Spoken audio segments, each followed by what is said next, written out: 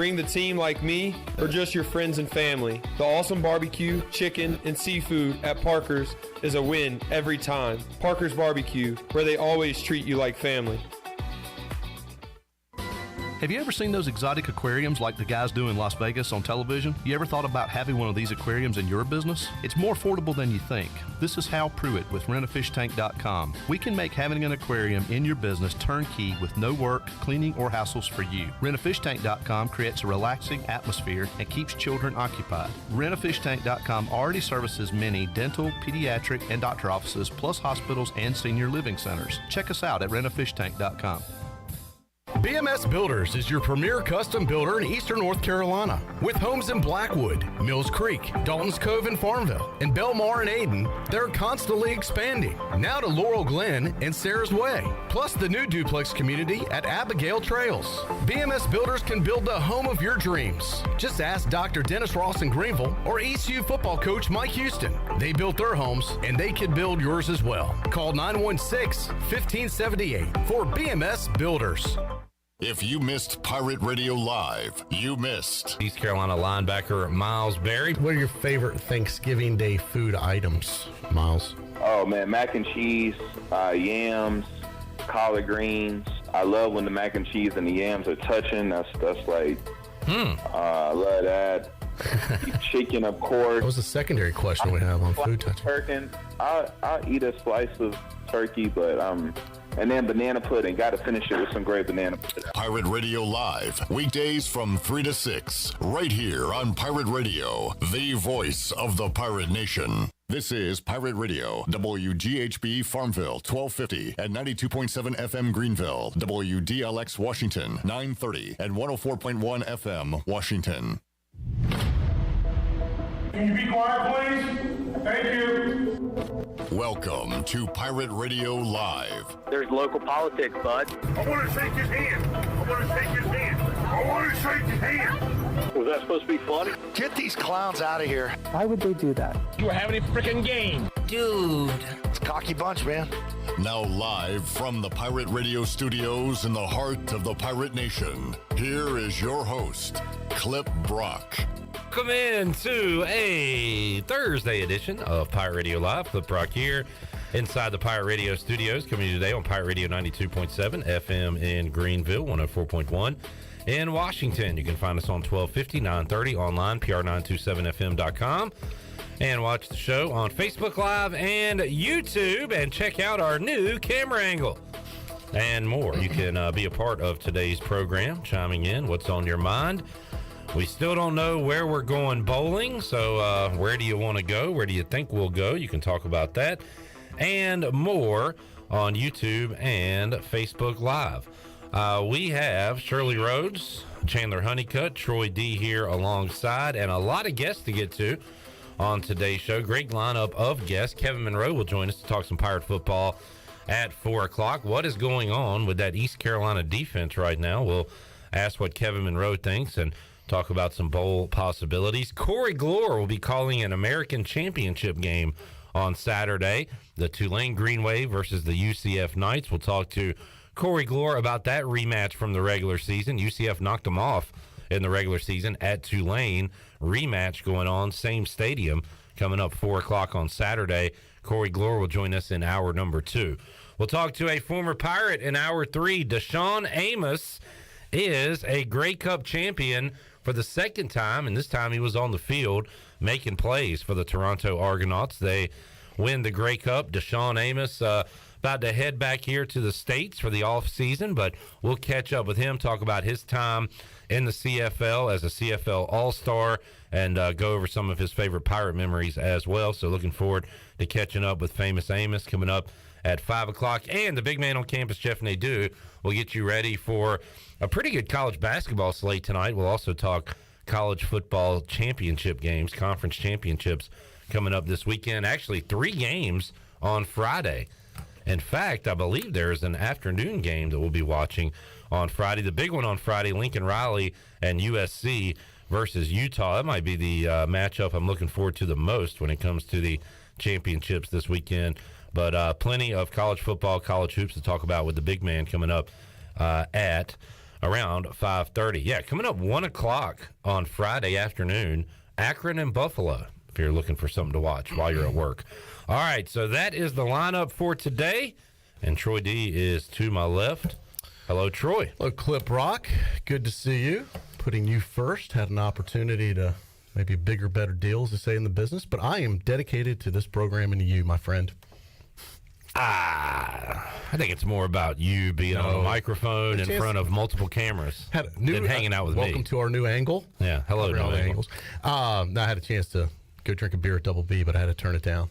Okay. Well, you can do that later, right? I know. He does it all the time. Oh. No, I'm just kidding. Ouch. Troy, we talked on Monday. By Thursday, will we have our bowl destination? I was kind of leaning towards but we got a big no. We don't know yet.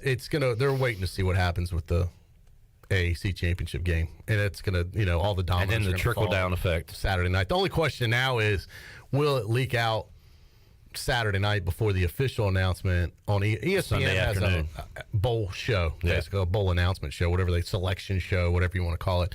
That'll be one of those. If it can remain under wraps until Sunday afternoon, I will be stunned, because I feel like even Saturday morning, not Saturday, Sunday morning, it's probably out, at least unofficially out, But I do, things keep changing. It is very fluid. I think the one thing that we can all agree on, and we do know, is it has not been decided.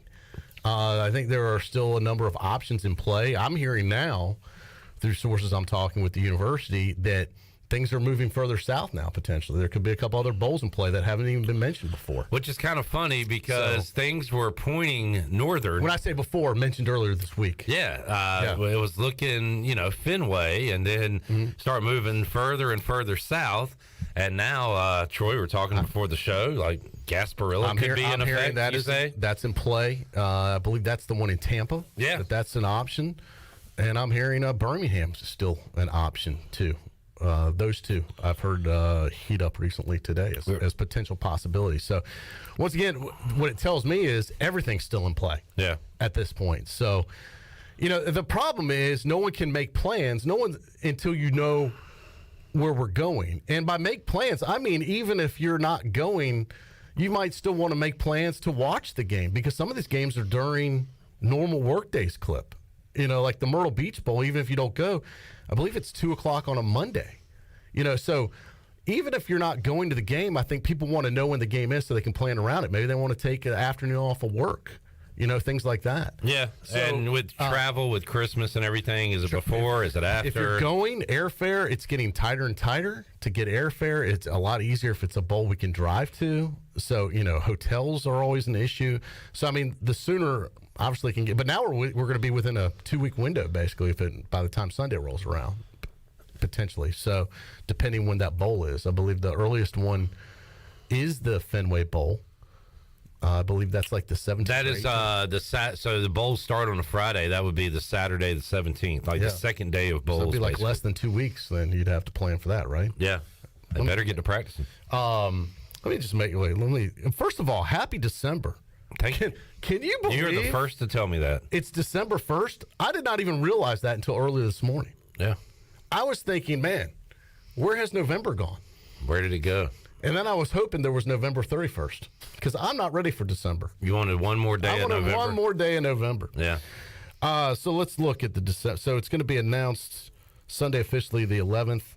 Wait, the 4th. Yes, that's less than 2 weeks. Yeah. If you get the Fenway Bowl. So, it really is kind of, I won't say cutting it close, but it is for a lot of people that need to make plans and stuff. Definitely. So, let's get on with it. Get on with it. Give us a game. Let us know who's and then we want to find out who the matchup is. We can start previewing that. At least it gives us something to look forward to in December. We've been through a lot of December's Clip here, which has been very lean. There has been no bowl talk when it came to East Carolina. I know. It is exciting, I will say, to have something to look forward to have something to talk about, and something to watch later on this month. Something positive to talk about, because there are things to talk about in the college football world now in the offseason, and those are transfer portal, coaching carousel. There's a million things happening. It's nice to have some positive news when it comes to East Carolina. We've even got some playoff talk to talk about today. Troy. Yeah, I saw and I like this. I've been a proponent of the 12 or 16 team playoff for a long time. Now it looks like it's getting closer and closer to becoming a reality. Well, it is. I think the only holdup was the Rose Bowl. They got that worked out. And I believe they are moving, the 12-team playoff within a couple years? Begins in the 24-25 season. Yeah. So like if it was this year, and let's say Tulane wins the conference championship, Tulane would be in the 12-team playoff. They would be, they would have an automatic Or if East Carolina was the AAC champion this year, ECU would be in this 12-team playoff, which is all I wanted. I would just want a chance. Give me a chance. That's all I've asked for. The BCS never gave us a chance. But you know what? There will be a slot. And if you're the best team in the American Conference and you have a good, chances are you may be that team that goes to the playoffs. Yeah, highest ranked champion out of the group of 5. I love that. Right? And then let's let it play out on the field. I mean, I think that would be. I think it's awesome. I wish they would have done this years ago. Yeah. It doesn't. It's a no-brainer. Mean we're going up. It means you have a chance. The season. You have a shot at the playoff. Correct. If you take care of business on the field, you can be in the playoff for a chance to win a national championship. Correct. But in the past, ECU could go into. I mean, look at UCF. They've gone undefeated and they didn't get a chance. Cincinnati got in. They had to go undefeated twice. They had to win over 24 games in a row just to get a crack at the playoff, which is really, really difficult to do. Now, all you have to do is be the highest ranked Group of 5 team to win your conference, and you can get a slot there. Yeah, I think it's great news. And can you imagine the money too? When they see how much money rolls in with this thing, they'll be like, "Why weren't we doing this earlier?" So to put it in perspective, the Pirate Radio put this out earlier. This is what it would look like this year. Georgia, Michigan, USC, TCU would get buys. You have to win your conference, and the highest ranked teams that win their conference get buys. Yeah. So they would be in. Tulane would get in because they are the highest ranked Group of 5 team. At 12. So they would play Ohio State in the first round. And that would be on campus. In Columbus. Yeah. Penn State would host Clemson in Happy Valley.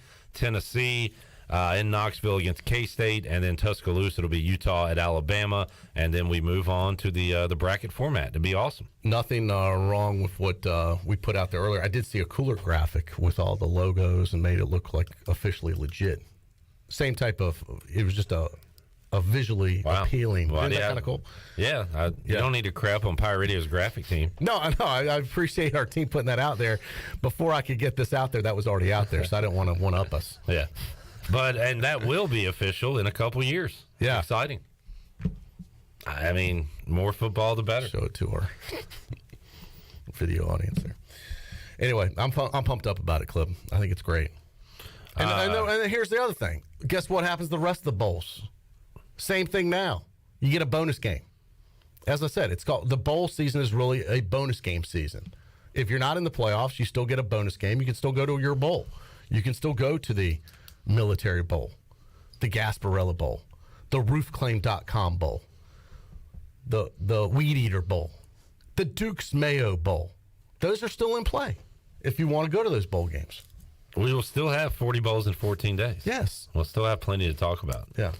But now what's going to happen is if your team is good and they go on to, like, let's say, play in a championship, it's going to be very expensive to follow your team. You better have a big checkbook if your team's good. Yeah. Because chances are you're going to have the first round or whatever they're going to call it, game. And it's potential, like, let's say you have to go to if it was ECU versus Ohio State, we got to go to Columbus. You got all the expenses there. Then if you win that, East Carolina would then play USC. And I do believe that's on campus for USC. Oh, no, I'm sorry. That would be played at the Orange Bowl. Yeah, you get down to the bowl. So then you got to go. You got to play. If you win that, then you got to go. Your next week is played at the Peach in Atlanta. You got to go to the Peach Bowl. You played probably the winner you probably play Georgia at that point. And then if you get through Georgia, you get to play in the national championship game, which this year will be in L.A. against Michigan. So just imagine that run in December, early January, how expensive it would be for that. It would be a 1, 2, 3, 4 game run. Yeah. A 4-week run. You might have to mortgage the house between tickets airfare, hotel, transfers, meals, be a fortune, Clip Rock. You will go broke, but your team will be national champions, and won't it be worth it? Totally all worth it. I wonder, so it says the first round of the playoff in 2024 will take place the week ending Saturday, December 21st. So you would still have a layoff, and then, man, if you win all those games, you're playing, I guess, the weekend of the 28th on into January. Yeah, and January 9th. I wonder, so there's no bye weeks, there's no Right, I think they go back to back, right. Okay. So the championship game in this scenario, like this year, would be January 9th. All right. So there you go. Yeah. Man, that's going to be awesome. 4 weeks straight. That's going to be awesome bringing in the new year with those playoff games coming up in a couple of years. And once again, seat at the table. It might be a seat at the end, but it's a seat. And you know what? What a great story that could be. People love an underdog. Yeah. You knock one of those teams off in the first round, everybody in the nation's talking about you. Yeah. So get blown out by 50. Hey, you made it. At least you were there. You got to check. We were in the college playoffs. Yeah. It would be the equivalent of we were in the big dance, Clip. Troy, could you imagine a college football playoff banner hanging at Dowdy-Ficklen Stadium? Could you imagine being good enough to host a playoff game in Dowdy-Ficklen Stadium that Ohio State has to come to Greenville? Come on in, Buckeyes. You know, it wasn't that long ago. That won't. Hold on a second. Hold on a second, Clip. Let me finish my point. All right. It wasn't that long ago. ECU hosted a big-time team that would never have come to Greenville ever in the history of sports unless they were forced to because of a playoff. Thanks to the playoff format. That playoff is called a super regional in baseball, where East Carolina made it into the Sweet 16 and played Texas here in Greenville. It would be like that, Clip Brock, times 50. Yeah, you're right. And no sliding baseball. It was an incredible event. I loved the super regional here. I hope we host another one. But it would be like a super regional on steroids if ECU was to host a playoff game. Yeah. Could you imagine that? I can't even put my brain around that one. I threw that scenario out to my kids today going to school. And so you practice your material on them? They had the same reaction you did. Yeah. Dad, it doesn't even sound right. We're Dad. 7 and 5. Dad, it doesn't even sound right. Like, no. Doesn't even make sense. Like, where are the dreamers out there? Where are the believers? Who's with me? Not my kids, evidently. Or Clip Rock. Nope. I'm one of your kids in this case. So there I know someone out there, though, is believing in me and believing in us and that this could happen. Yeah. And I do think it could happen, just like it can happen in baseball. We can be a national power in baseball, and we can be a national power in football. We're getting closer and closer. We just need to make it happen. Yes, we can be a national power in football. We're getting closer and closer to being a national power from where we were 5 years ago. Yes, we're moving the continuum. Why not? We're not a power in our conference. If Gonzaga can be a national power in basketball, East Carolina can be a national power in football. That's happened if for Boise 30 State years. can do it, we can do it. I'm not willing to accept no for an answer on this. Fine. And neither is Mike Houston. Are you saying it's unacceptable? No, I'm saying that should be our goal. You laugh at when yes, I'm laughing at you saying we're getting closer and closer to being a national power. Keith LeClaire said our goal is to go to Omaha.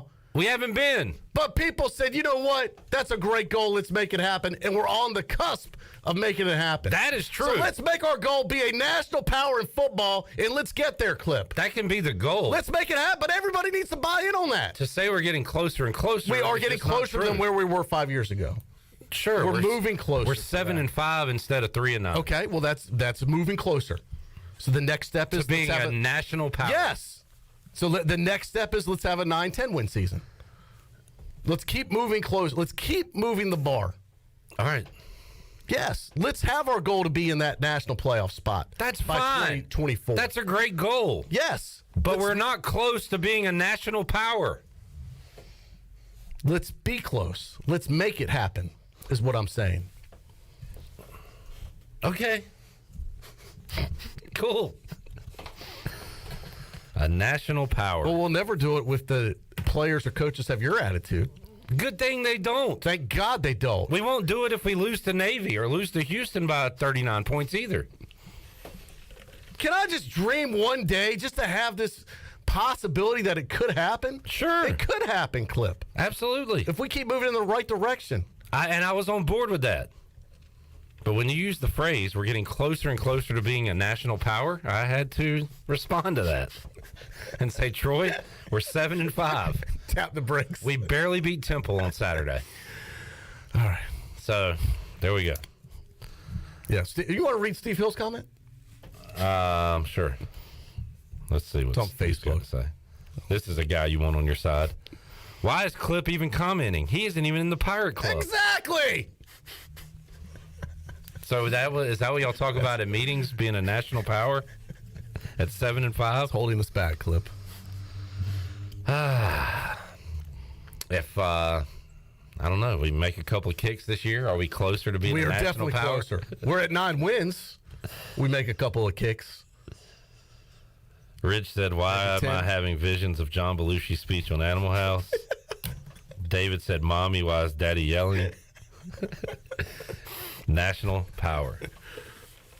I mean, I'd love to be a national power. Well, save this show. Oh, boy. Bookmark this moment. Because I'm not saying it's going to happen overnight.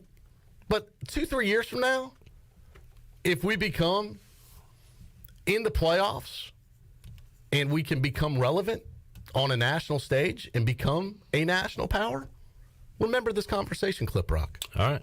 And remember, you laughed when I said that. And Troy, if we don't become a national power, remember me saying that we weren't close to being a national power. Fair. Well, let's make a bet on this. How many years do we have to become a national power before this bet ends? Well, let's not ruin this bet with a timeline. Does this go on in perpetuity? Yes. Once we become a national power, you owe me $20. Troy D will be long gone, and on his headstone it'll read, one day ECU will be a national power. Yeah. And when they do, I told you so. There you go. From the grave, yes. Troy D saying, I told you so. And in this day and age of technology, I can do it as a video. Have it play it on an LCD screen. Put your apologies to me in this box. All right. Hey, look, I'd love to see it happen. Steve said I'm having a wishgasm. Let's try, like you said, let's win 9 games first. Right. Well, right now, let's get to 8. Let's win a bowl game. Yeah, we could do that this year. Right, You're right. This year. Let's get to 8. Right. That'd be good. We could be a bowl champion and an 8-win team. That'd be one more than last year. Right. So you're moving in the right direction. Correct. All right. That's all I'm saying. Let's just keep moving in that direction. Good stuff. Yeah. But I tell you, if East Carolina could be in that playoff spot, which is possible, because at this point they really just would have needed to win the conference. Now next year it's a little bit different. It may not be enough to just win the conference. You may have to, depending on who else is doing well in other conferences, like the Sun Belt and stuff. Yeah, it's not a guarantee. UTSA is actually one of those teams playing for a championship this week that would be in that mix, and they'll be in the American next year with us. But this is a game changer. You mentioned like Boise State earlier, so it's not just the American. Right, it's the WAC and all that. Yeah, this is a game changer though, that you do have the option to actually be included. Yeah. Where before, as I said, that was never on the table. It was never an option. This is a completely different scenario now. And your non-conference games become important too, because you try to win those early against some bigger name opponents and get in the rankings, and Yeah. Now East Carolina going up to the Big House to start the season in 2023. Would that be now if ECU was to beat Michigan, and let's say Michigan goes on to win a national championship? Is that the biggest win in program history, Clip? Yes. Easily. I mean, hands down. Much bigger win than when App State did it. Because we'd be taking on the reigning national champion. Wait, but you said biggest win in ECU history. But I'm just saying, running that scenario too. Yeah, but they were a FCS team. So it's like us beating the Cleveland Browns in a football game. It's a different division. Right, true. I don't know. I don't want to compare those. I would just say it would be ECU's biggest win. I mean, what a moment that could be. Are you all just doing all fantasy radio today? Do you want to talk about any facts or real things happening? Is it all just like... The game settled on the field, Clip. I mean, if, with your attitude, we would just go 0-12 and not even play anything. What does that mean? Why would you say that? All right, 6-6. I mean... I don't know. I'm just running the scenario.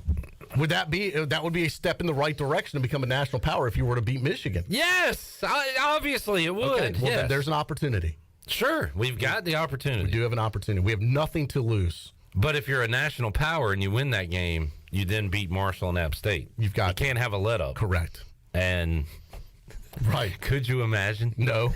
And then College Game Day comes here next year. Just like they did for App State this year. And then look what App State. Poor App State. They're not even going to a bowl, are they? No, because 2 of their 6 wins were against FCS teams. Yeah. I don't know. Boy, they were hot early. They beat Texas A&M. Who stinks, but yeah. I know, but at the time you didn't know that. They had College Game Day. They had that campus. crazy last play while College Game Day was there. So here's a question for you. Oh, boy. Would you rather? Would you take a win against Michigan and College Game Day versus just a bowl game and a winning season next year? What? Yeah, Michigan. So you take it, but you may not have a winning season. But you beat Michigan. Don't care. And College Game Day still comes here. Let's say you start 3-0, College Game Day's here, but then you don't finish strong the rest. Yes, just because that first month would be phenomenal. Rather than losing to Michigan, no College Game Day, and going 8-4, 7-5. Or 9-3. Yeah, I would take the Michigan win. Okay. Well, what about you? I've kind of gone back and forth, but I think... Wait, you've thought about this a lot? I have, actually. I've already run the scenario. Wait, you just do this all the time? That's what I do in my free time, Clip. I run fantasy would you rathers. I'm a huge fantasy football guy, and I feel like you kind of look down on fantasy football. Your whole life is fantasy sports.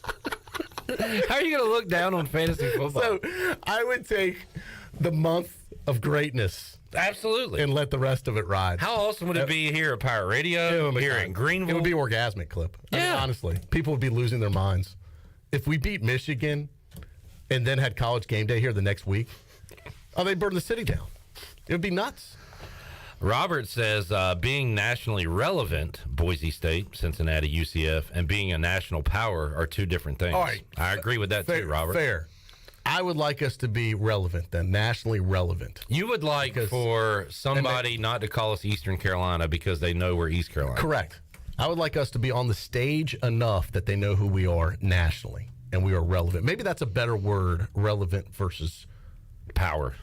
A national power. National relevancy instead of national power. Yes, we're every year we're kind of in the talk of being in that playoff spot. Yeah. I do like that. That's a good suggestion right there. And that is a good point, though. Like going into the year, there's going to be talk about, all right, who's the team this year? Who are the? Right. Is it Boise? Is it San Diego State? Mm-hmm. Could it be East Carolina? Look out for those Pirates again. Memphis, always dangerous. Yeah, that's going to be the chatter now, every year. We are nationally relevant to Scott Van Pelt, and what's the dude that's always with him that wears East Carolina shirts all the time? Stanford Steve. That's right. So, I would like us to be national, just like we're nationally relevant to them. I would like us to be nationally relevant to all the other national media outlets. Yeah. And talking heads.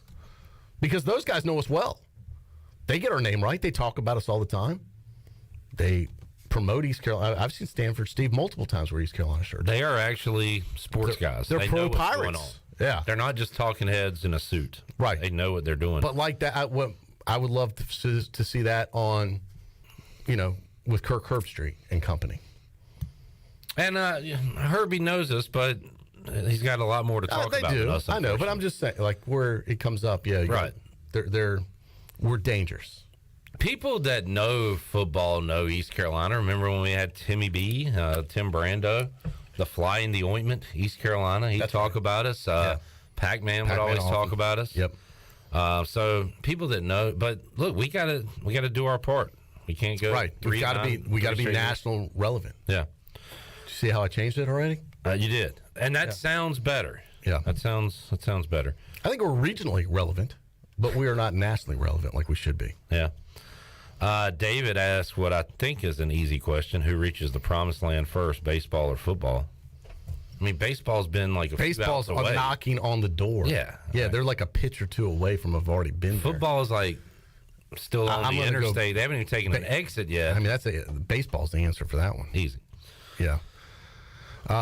Craig says Troy wants football to be like baseball. It just took us 26 minutes to get there. Well, you got to talk these things out sometimes. Yeah. Steve says this segment took longer than our last 2 offensive drives.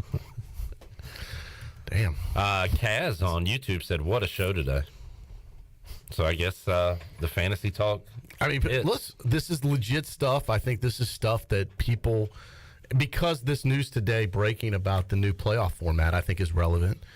And I think if we're going to be playing major college football, and that's not our goal to be in it, then shut the damn program down.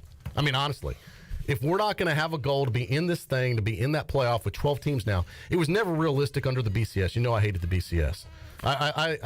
My friendship with Coach Mack was harmed because of our disagreement over the BCS. Oh, yeah. I still don't talk to him to this day because he's wrong on that issue.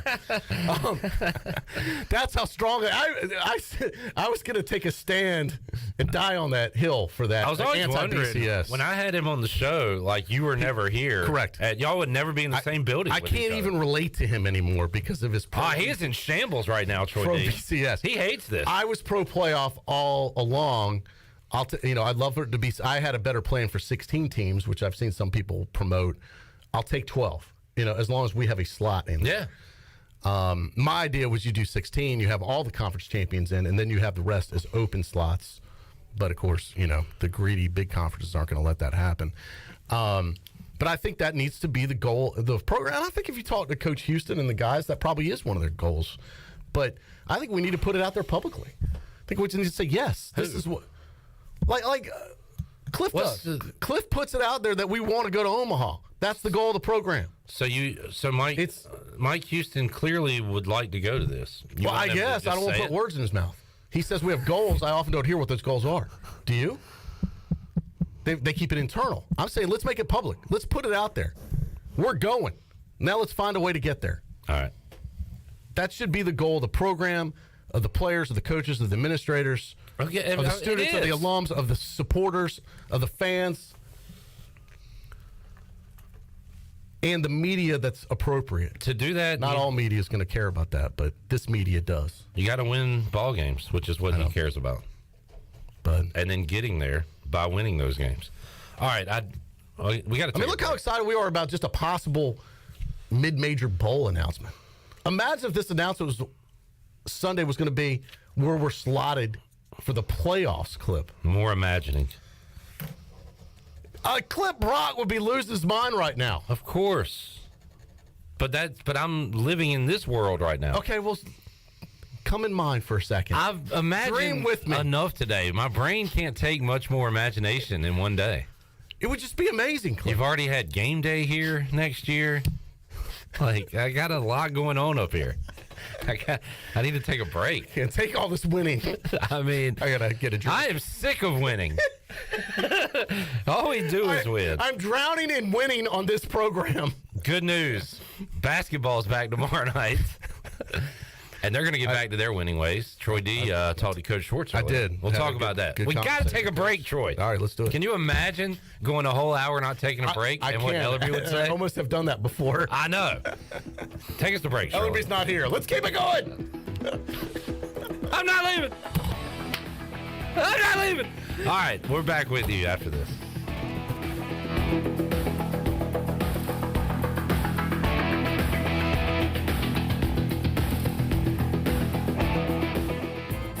Hey Pirate Nation, this is Holton Ahlers, and when it comes to getting your family together, there's no better place than Familia, which is Italian for family. Familia is the place I like to bring my football family, especially my offensive linemen. Whether it's great New York-style pizzas, homemade meatballs, lasagna, chicken parmesan, or delicious homemade desserts, Familia is a winning play every time. For dine-in or takeout, make Familia your go-to play when you have a hungry team. Familia on Fire Tower Road near Pitt Community College. Go Pirates!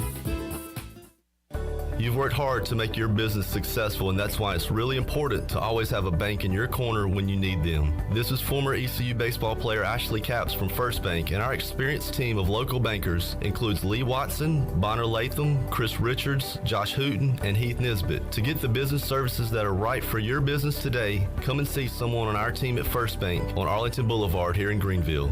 First Bank, together with our customers, we're creating a world where individuals and communities thrive. Member FDIC, Equal Housing Lender. Great. It's 30 degrees in here. This is going to be a cold night. No one's coming out this late. I'm on firewood. Dad! I'll put hot coals in our socks for bedtime. Mom! Hi, I'm from Delcor Heating, Cooling, and Plumbing. Got an email about your heat being out? That was me. I sent it from my phone. I think your socks are on fire. Ah! Call Delcor today to get a new system installed for less than $100 a month. Offer expires soon. Go to delcorinc.com. Monthly fee based on new system financing is 9.9% APR for 120 months. Call Delcor for details. This is John Gavigan with the Gavigan Agency. Our top priority is doing what is best for our members. Whether you are buying a new vehicle, a new home, protecting your family with life insurance, or filing a claim, our agency will be there every step of the way. Our goal is to become a trusted advisor for you and your family for all of your personal and commercial insurance needs. Give us a call in Greenville at 756-1400 for a car, home, business, or life insurance quote today, and give us the opportunity to show you the benefits of doing business with someone who cares. Have you ever seen those exotic aquariums like the guys do in Las Vegas on television? You ever thought about having one of these aquariums in your business? It's more affordable than you think. This is Hal Pruitt with rentafishtank.com. We can make having an aquarium in your business turnkey with no work, cleaning, or hassles for you. Rentafishtank.com creates a relaxing atmosphere and keeps children occupied. Rentafishtank.com already services many dental, pediatric, and doctor offices, plus hospitals and senior living centers. Check us out at rentafishtank.com. Are you suffering from anxiety, sleep issues, or chronic pain? Have you heard of CBD? Hemp Garden of Greenville is your premier CBD provider in eastern North Carolina. Find yourself experiencing increased aches and pains as the cooler months roll in? Hemp Garden provides a variety of pain-relieving products, including topicals and tinctures. To find out more, visit Hemp Garden to speak to a CBD specialist in a relaxed and welcoming environment today. Exclusive discounts are offered to first-time customers. Hemp Garden, located at 3040 South Evans Street in the Target Shopping Center in Greenville. Do you need custom t-shirts, apparel, or promotional items for your business, organization, or event? Keep it local. Print it local with University Sportswear. University Sportswear ENC.com is your one-stop shop for all promotional products for your business. With over 1 million items to shop from, University Sportswear ENC.com offers high-quality products at prices to fit any budget. Visit University Sportswear ENC.com for contact information and to get shopping. University Sportswear ENC.com, the official sportswear provider of Pirate Radio. Saturdays are your day to kick back, relax, and have fun. That's why Ottavola Market Cafe is the perfect place to go for dinner, drinks, and takeout. Ottavola is open every Saturday at 4 p.m. on the bar side, serving a special selection of menu favorites of appetizers, pastas, and specialty pizzas. Whether it's dine-in, takeout, or drinks with friends, Ottavola is the best choice every Saturday starting at 4 o'clock. Visit OttavolaMarket.com to see what's new, and visit Ottavola on Red Banks Road every Saturday starting at 4. Ottavola, Pirates supporting Pirates. Pirate Radio! Pirate Radio. Pirate Radio.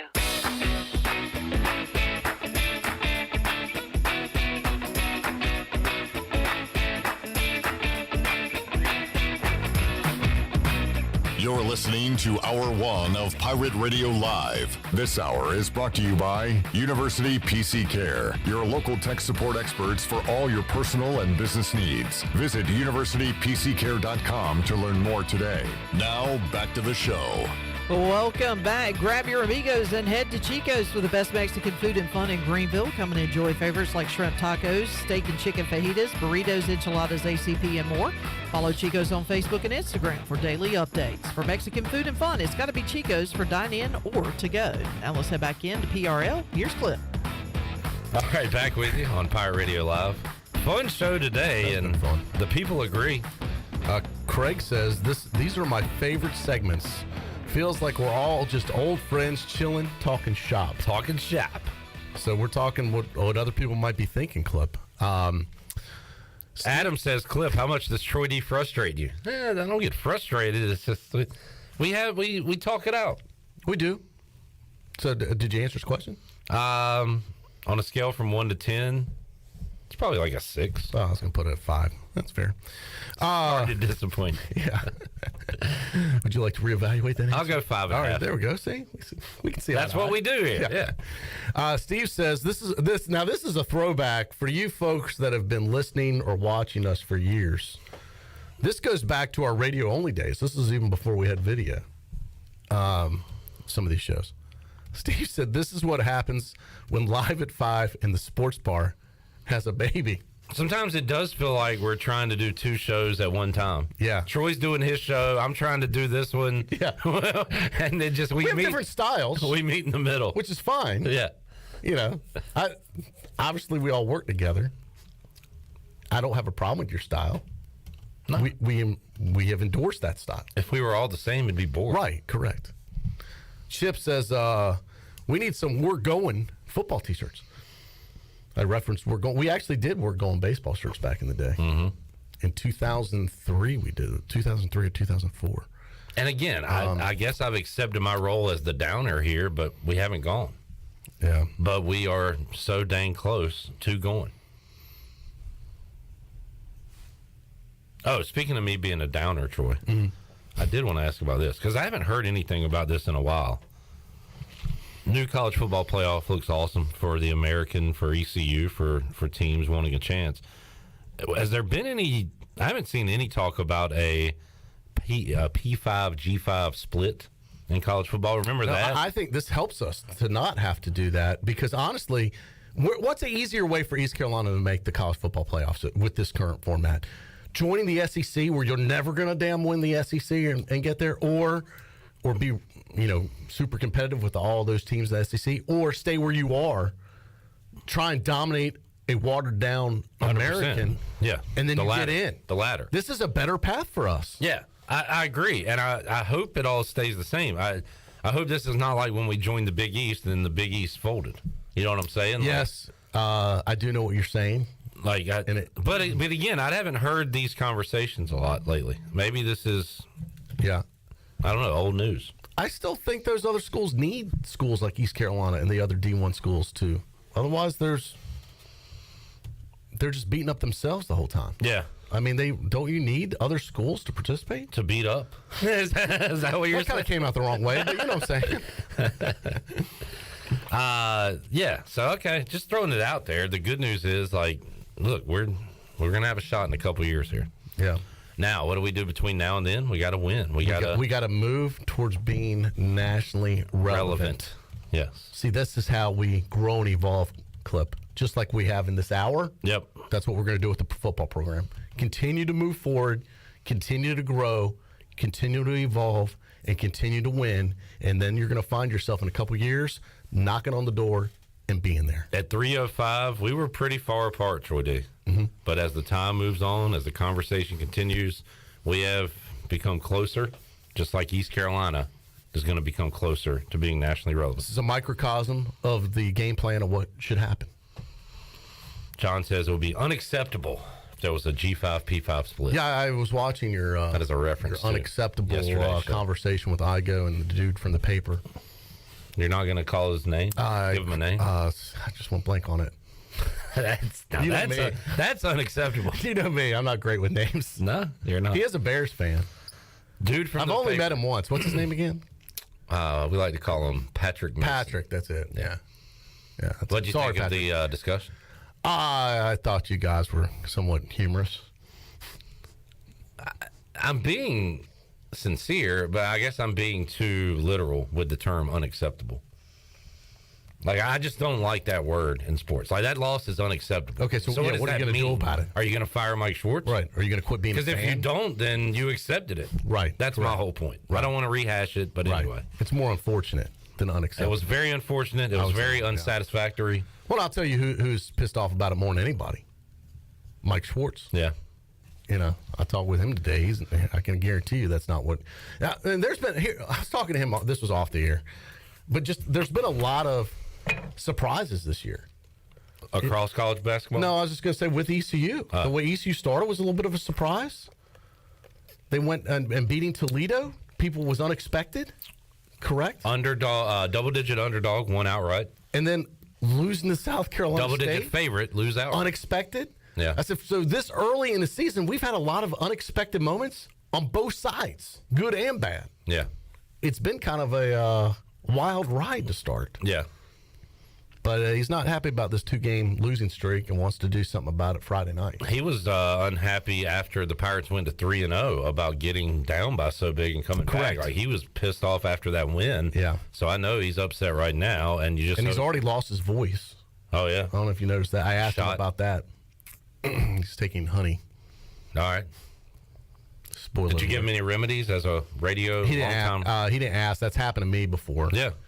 You know, what's your remedy? Usually it happens. I used to go to Vegas once a year, and I'd then come back and have what I call Vegas voice, and I'd lose my voice just from being out longer than you normally are, up longer, talking, and then sometimes you're at clubs that are loud, so you're yelling or speaking louder than normal. What's my remedy? Mm-hmm. Rest. Don't talk. Hot tea and hot and sour soup. Hot and sour soup. Yeah, like at a Chinese place. Huh. Interesting. Mm-hmm. All right. Jay says what will be interesting is to see strategically how non-Power 5 conferences and teams like the American, Sun Belt, Mountain West position themselves to A, win games and their conference, but B, be the highest ranked of those conference champions. What is he speaking to? Maybe non-conference scheduling when he talks about that? Because what do? Do you try to load up with cupcakes and go 4-0 non-conference and then see what you do in conference, or do you schedule a couple of big boys and try to get some power wins? I believe that's what he's saying with that statement. Yeah. What do you do? I think you got to schedule a couple legit games. I like East Carolina's model. A couple easier games. We're playing teams. You got to do a balance. We're playing teams that are going to have the same goal we do. App State, Marshall, teams like that. Yeah. So I like those games, and then maybe throw in a Power 5 and a FCS. That seems to be the formula ECU's going with anyway. Yeah, I'm okay with that. And in the future, we have dates with Boise State coming up, right? So like all of a sudden, let me look at the future schedules. But like Troy, could you imagine, to use a phrase on you, like those games are all of a sudden super important. They're almost like loser leave town games. Which ones? In the non-conference, like Boise State versus East Carolina. Yep. If they're trying to be that team. Right. So like next year, Marshall and App State, along with Michigan, Gardner Those Webb. are important games. BYU, App State, ODU, Norfolk State. But for example, like 2026, so this will be in effect then. You got App State at Boise State, West Virginia. And you probably throw in the FCS with that, I would imagine, because that's a tough enough non-conference schedule. Yeah. But that's like, you could get your name out there quickly in September if you run through that slate. Yeah. And be ahead of the 8 ball. I can imagine that, Cliff. I can see you putting that in your head. I could imagine that. The next year, Troy D, at South Carolina. You're talking to a guy who's already imagined beating Michigan and having College game day here in week 2. You're probably already in like the 2033 season by now, right? We've already gone to the playoffs. I'm imagining games that aren't even scheduled, Clip. But like 2027, South Carolina on the road, Old Dominion on the road, Wake Forest here, Georgia State. Like you're setting yourself up to be, I think, with that schedule, one of these teams. That would be awesome. Yeah. So, I mean, I'd love to see it in my lifetime. Let me just say that. I remember Walter Williams, the late, great Walter Williams, talking about, he did everything he could to help this basketball program. And I remember talking to Walter, and, he was the first person to donate enough money to renovate Minji's the first time around, which needs it again now. But that was back Williams in the Arena. mid-'90s. And I remember him talking at a Pirate Club event, and he was saying, look, I'm going to do everything I can to help this program, move forward. He goes, because I hear that we have a 5-year plan. He goes, but I'm running out of time for 5-year plans. Yeah. And as I get older, Clip, I'm starting to think, I'm starting to run out of time here. Like, we need to pick up the pace. Like, as I've gotten older, after you round second, you realize, okay, there's only one more base in front of you before you hit home plate. Yeah. We need to make something happen. And that folks. third base coach is telling you to keep going. He's not saying stop. Right. It don't stop, folks. Right. I'd like to be around to see this. So we need to pick up the pace is what I'm saying. Pick up the pace. We need to make it happen because I'm running out of 5-year plans. We've got some coaching news, Troy D. FAU will be joining us again in the AAC, our old Conference USA friends. Tom Herman, former Texas coach, is going to FAU. So we'll be welcoming him into the conference. How about that? How about that? Steve says, has Shirley muted her headphones yet? Shirley doesn't even have her headphones on. She has thrown them across the room. She's playing Sudoku. She is not interested in what we have to say. FAU would be a much cooler university if they were just Florida University. Not the University of Florida, just Florida University. Well, why don't we become North Carolina University? Clip, you're totally missing my joke. A Florida University. FU. It's not a good joke. There you go. I didn't miss it. I just bypassed it. There's a Let's difference. go FU. All right, we get Florida University. Everybody like that one? I like it. I can hear the people out there listening laughing right now.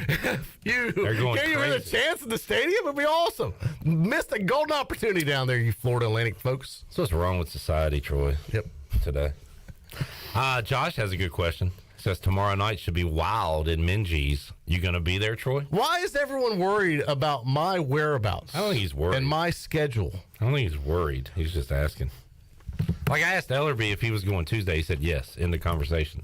It's pretty quick. Okay. Are you going on Friday? Clip, I have a very active non-conference social life, as you know. See, now, It instead depends. of just saying no, I don't know. you're saying that. Well, so 'cause now I have to ask, so what are you going to be doing? I'm looking at different opportunities. I might be, but I don't want to say yes and then back out and feel bad about it. Josh, that's a no. He's not. I didn't say no either. I'm reserving the option to go, but it is a Friday night. I'm running out of Friday nights in the year 2022, Clip. He's a rounding third. I don't have many Friday nights left. Friday nights are important nights. Wait, you don't have many Friday nights in 20? What does it matter if it's 22 or 23? What's the difference? What happens at the end of December? What do you like to know? On a Friday night that won't happen the first Friday night of January. Exactly. Happy holidays. If you have to ask, you don't know. If you know, you know. I guess so. I'm out of the loop on this one. You don't. All right, I'm not in the know. Yeah. Ellerby does have a question, by the way. He says... Isn't he busy? What is he doing? He said, how old is Troy? He usually will not say. So earlier you were talking about you're running out of 5-year plan. Yeah, well, first of all, it's nobody's business what my schedule is, and it's nobody's business what my age is. Quit asking all these personal questions. Back off. I just feel like I'm running out of 5-year plans. Okay. But I'm not 70. So And maybe if I can stay healthy, God willing, knock on wood, I do have a few more 5-year plans left. You're also running out of Fridays in 2022. That is a fact. I'm just fascinated by that. So that Friday, December 30th, like what's the difference between that date right there and then Friday, January 6th of 23? I'm stuck on that, Troy. Okay. But I don't know. If you know, you know. Don't know. I don't know. Exactly. But Let's see. Are you going, Clip? Yeah. I'm going. You got nothing else to do. Why not? You said I've got nothing else You're to right. do? I mean, you should go. I could spend time with my family. How dare you spend time with your family? I'm going with my dad. Does that count? He's not my... Yeah. He's family. Yeah. I would firmly put your dad as family. Would Lee D like to go with us? Lee D would probably never want to go. He doesn't even like to go. Now, you know, Lee D's a Carolina guy. I don't even want to go to the Dean Dome. That's what we had dinner the other night up in Raleigh. We had a great. By the way, Lee D going to be 83 years old in another 3 days. We should call him next week if we have time. Wish him a happy birthday. We're running out of Thursdays. Yeah, we should call him in the next segment, maybe. You should call your dad. But anyway, we were talking about like going to game, you know. And he told me you almost did a perfect impersonation of him about going to Carolina games. Such a pain in the ass. You got to park 2 miles away. That's a young person's game. Human Damus. Let's see. He does not like to go to games in person anymore. Hey, I think once you hit 80 plus, do you really want to be bothered with all these people and crowds and stairs and everything? The great thing about ECU game basketball is you park right beside the arena. You walk in. There's like nobody around you in my section. We're spread out. Like you have your own section. It's not much of a hassle at all. Yeah. So I enjoy going. Right. But the problem is when they get good, if we have more people around us, it's not going to be as fun. Well, you know me, I usually start to focus on basketball starting in January. No, you don't. So this is kind of my time that I'm trying to decompress from football. No, you don't. Get my thoughts straight. You'll go to a game against like Houston because they'll be top 5, and you'll say it's a huge game because you're going. You're right. I do know you, Troy. I know you very well. And those games usually happen in January or February. Correct. Yeah. Let's see. Yeah. So there you go. We got to take another break. Maybe I should go and sit with you and your dad. You never invite me. I invite you to go to stuff. Yeah, I don't think we're going tomorrow night. Maybe I should sit next to Mr. Brock. You know what? And he'd probably be fun to sit next to. You know why? Because he's very different from you. He sits there and he doesn't say anything. I've seen him. He just minds his own business and he doesn't talk. Yeah. He'd be a great guy to go with. Yeah. Minds his own business. No sarcastic comments. Well, you're right about the non-talking, though. Yes. Not a big talk. Very quiet guy. Where did you get your gift of gab from? It wasn't Mr. Brock. I would say off the air, I'm not this way. I do my talking when the lights are on. Yeah. And then when they shut off, Troy, I shut down. Yeah. That's probably true. I go sit in a dark room. I could attest to that. Yeah. I've talked to people. They're like, "Oh man, Clippy's so jovial." I was like, "Not if you knew him." Yeah, like real curmudgeon. It's like he's kind of like Mr. Beast. He's great on air, but if you talk to him in real life, you might be disappointed. That's not true at all, folks. Not true at all. Just kidding. All right, let's take another break. I'm gonna come back and do one more segment. Yeah, should we call ED? Nah, what? I don't know. Just wish him a happy birthday. Do we have time? When's his birthday? December 4th. It's already December 1st. 3 days away. I mean, if I don't know. Want. Well, you know, he's a big Clip Rock fan. Well, he's all right. Sunday's his birthday. Where's Alibi? I want to talk to John. No, here's what's going to happen. All right, I'll call him during the break. I'll bet you $10 he's too busy or doesn't want to talk to us. Nah, I got something going on. I'm very busy right now. I'll have to do it another time. You're just going to make fun of me. All right, well, let's get a break. We'll see if we can get them on. We're back after this.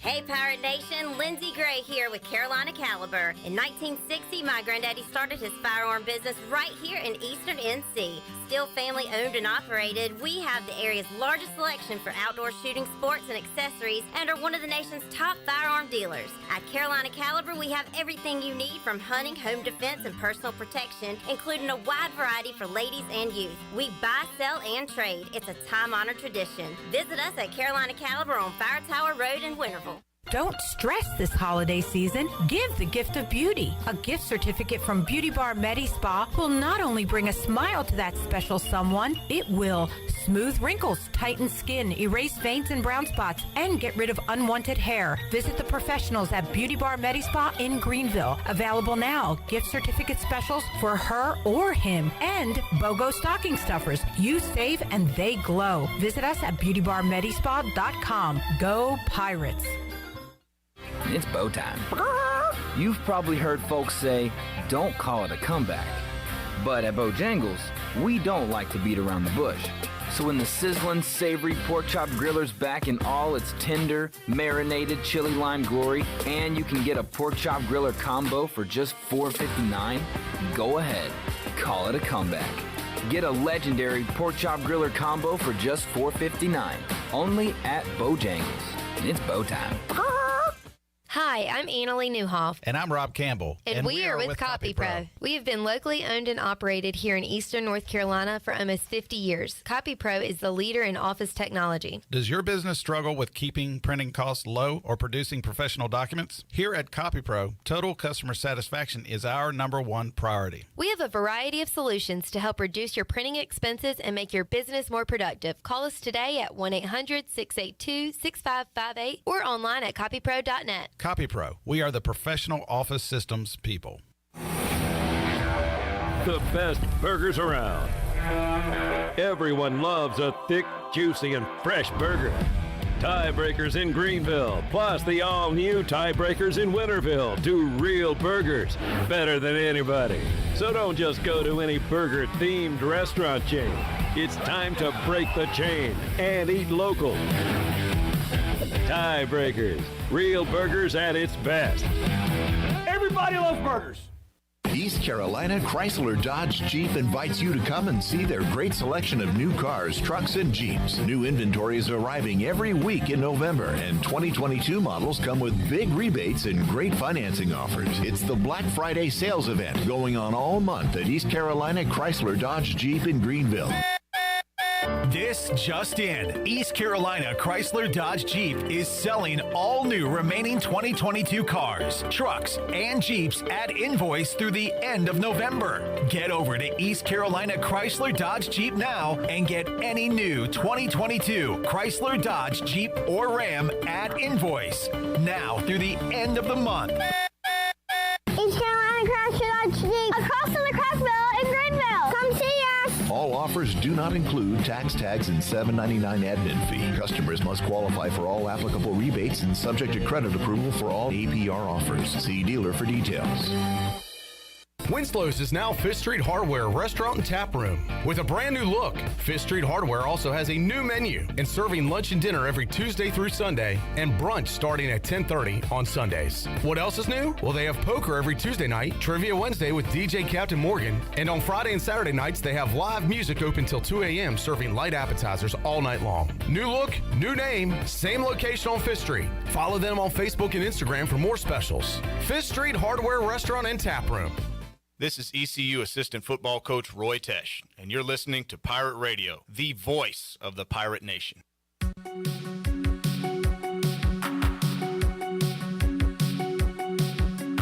You're listening to Hour 1 of Pirate Radio Live. This hour is brought to you by University PC Care, your local tech support experts for all your personal and business needs. Visit universitypccare.com to learn more today. Now, back to the show. Welcome back. University PC Care has been Pirate Nation's go-to IT expert since 2006 and are the local tech support experts for any of your business needs.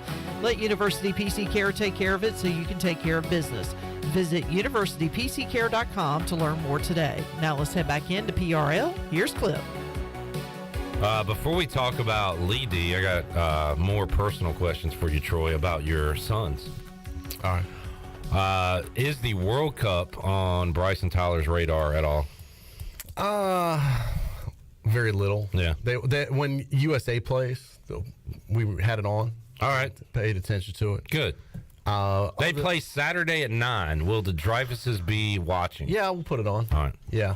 Or 10, I'm sorry, 10 o'clock. Other than that, it's hard. Like, if you have it on here at the station, it's something, it's a live sporting event. Yeah. But I'm not following who's playing when. I heard Germany lost, is out.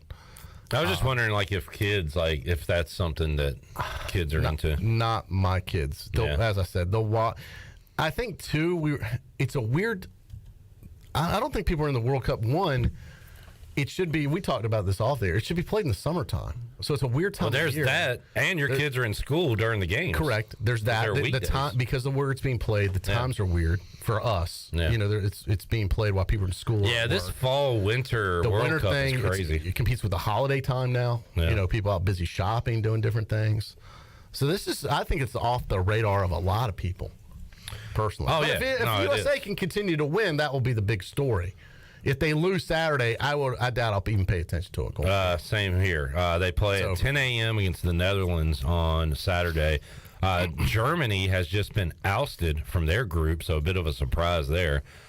So East Carolina will face the winner of East Carolina, the United States, will face the winner of Argentina and Australia. I was just talking about us being nationally relevant. You've got us world relevant. Well, you know what, Troy? That's where I set my goals. That's good, Clip. Expand throughout the world. Did not see this plot twist. All right, so you did call Lee D during the break. We did. You witnessed this. I actually heard the conversation. Put it on speaker. I wish we had done this live. We should have done it live. God, it would have been hilarious.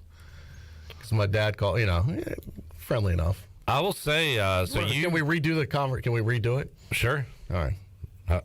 Hello? Hey, what you doing? Watching the World Cup. Oh, really? And then I can't remember what he said. It's crazy. He was what did he say was World crazy? Cup. Something's crazy with the World Cup. Crazy. Yeah. It was crazy. It was something crazy with the World Cup. I said, we were going to call you wish you a happy birthday. Oh, Can I call you on the air in the next segment? No. Yeah. All right. I'm not a big birthday guy. It's true. This is the whole transcript. Yes, this is how it went. And the no, he said, was even more emphatic than I said it. Yeah, I thought it would be like, nah. It was a straight up. It was a straight up no. Like, he wasn't busy. Yeah. It was just a no. Like he's sitting in his place watching the World Cup. Yeah. Can we call you? No. All right. Yeah. I'm not a big birthday guy. Kind of gets you off the hook, though. You don't have to do anything big for his birthday. Well, we had a very nice birthday dinner at the Angus Barn in Raleigh last weekend. Celebrated with the fam. That's called Thanksgiving. We did that too. It was the end of Thanksgiving. It was kind of a combo. It was it was Thanksgiving weekend, and then we celebrated early birthday. Boy, that place is nuts up there. But anyway, so no Lee D for you folks. So here's the thing: he never wants to make a big deal about his birthday. He's like, "Don't get me anything." He's got everything he needs, really. He's got his health, he's got good fortune, he's got everything toy you could want. He's 83. What else does he need? So if you don't get him, he says, don't get me anything. So if you honor that wish, then like a week or two later, hey, you never even got me anything for my birthday, and then you get him something and he doesn't care about it. So what do you do?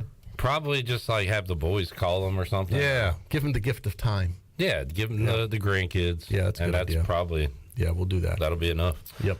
Less you, more them. Great idea, Clip. I think would be great for him. Good call. All right, Troy D. Anything else before we wrap it up? Is it over? Our time is over. I got to get to Kevin Monroe, Corey Gloor. I could go a couple more hours with this stuff. I mean, you got way more imagining to do.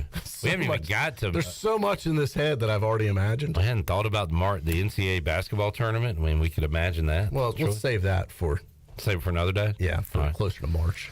All right, sounds good. I've run that scenario when we go to the tournament, the AAC tournament, where we're only 4 wins away. Only 4 away. And let's see how we do in tournament play this year. Conference play?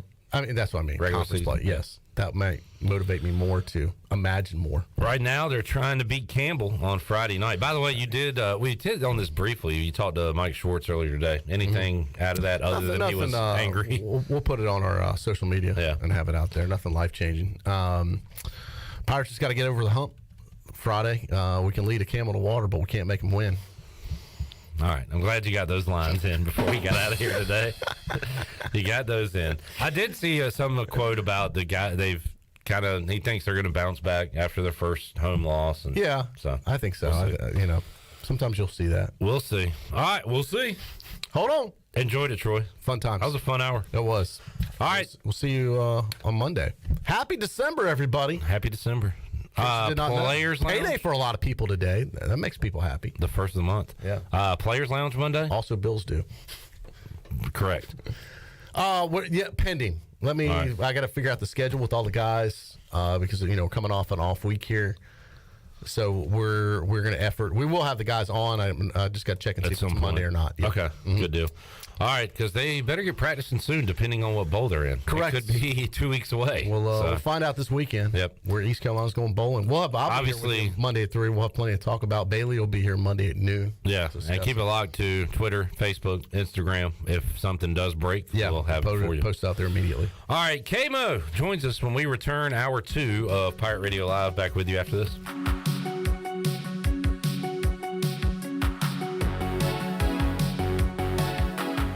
The Buccaneer Music Hall is your beacon of music in the land of pirates. The doors open at noon, 7 days a week.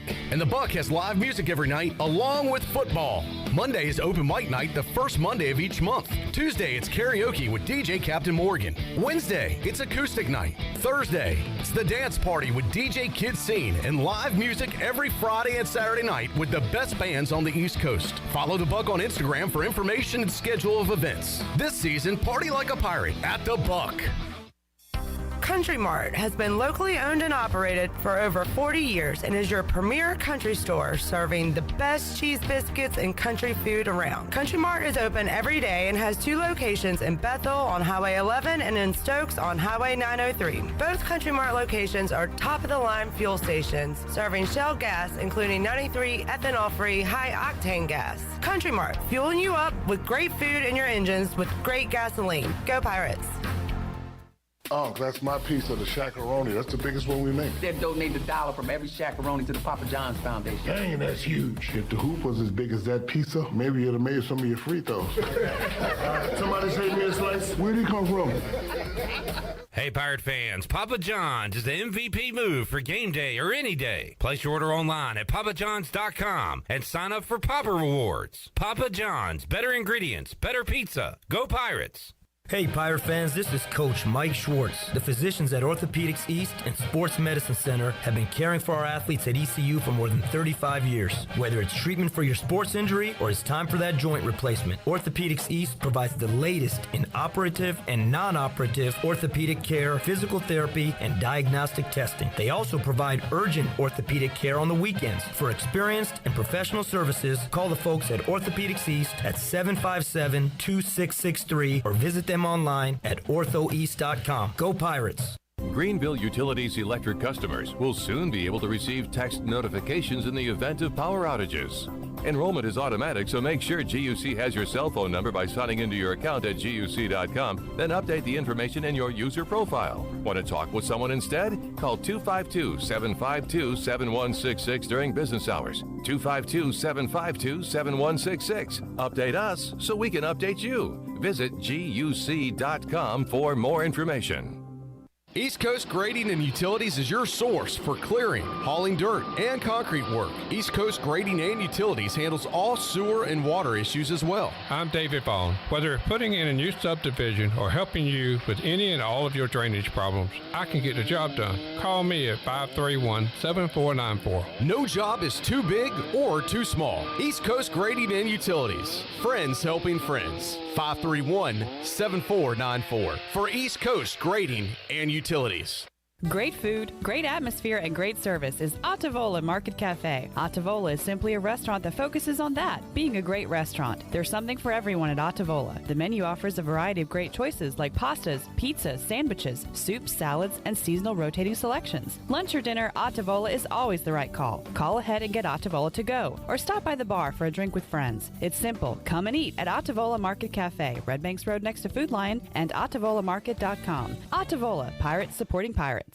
Before anyone walks into your business, the outside is what they see. Make sure your first impression is a good impression with the right curb appeal. Hi, this is Daniel Andrews from Dan Andrews Lawn Service. We specialize in making your business look great. Let us handle all your professional landscaping needs. We do it all so you don't ever have to worry. Residential services are also available. Call us today at 717-8006 and we'll come out and give you a free quote. Taking care of your landscaping needs is all we do, and we've been doing it for over 20 years. You can trust our reliable team at Dan Andrews Lawn Service, covering all of Eastern North Carolina. This is Pirate Radio, WGHB Farmville, 1250 at 92.7 FM Greenville, WDLX Washington, 930 and 104.1 FM Washington.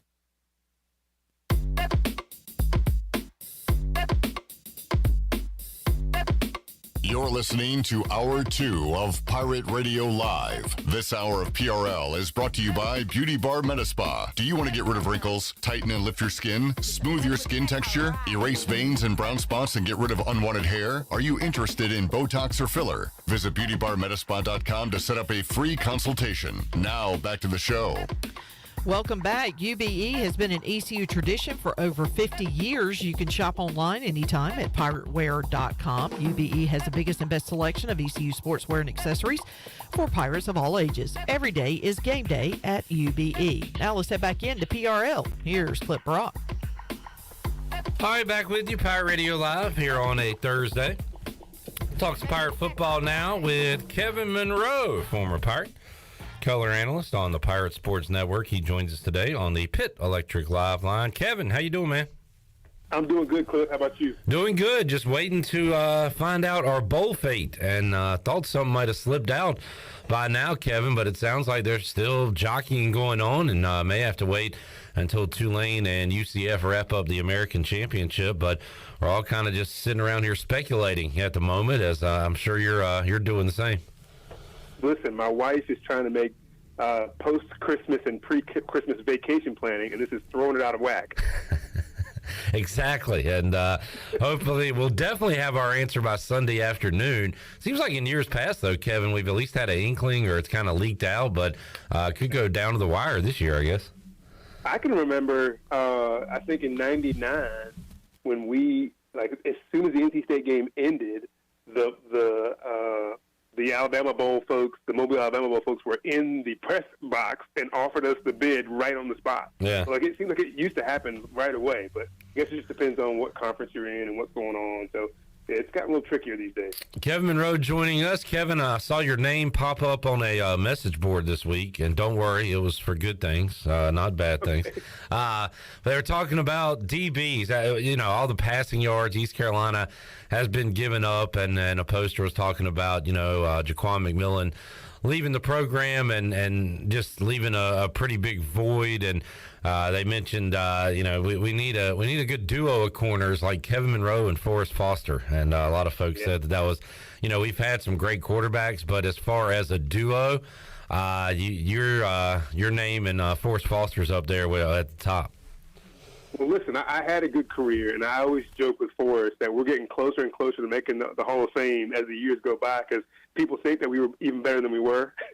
But right. it was fun time, and he was a great player, and we took it personal. We took it personal if guys caught touchdowns on us, and nowadays it's like, hey, he caught a touchdown, I'll get him next time, and it's just like it would ruin my whole week if a guy caught a touchdown on me. And so. I don't know, but I do agree that had Jaquan been here and the way Malik played this year, that would have been a really good tandem, and we would have been a lot better off.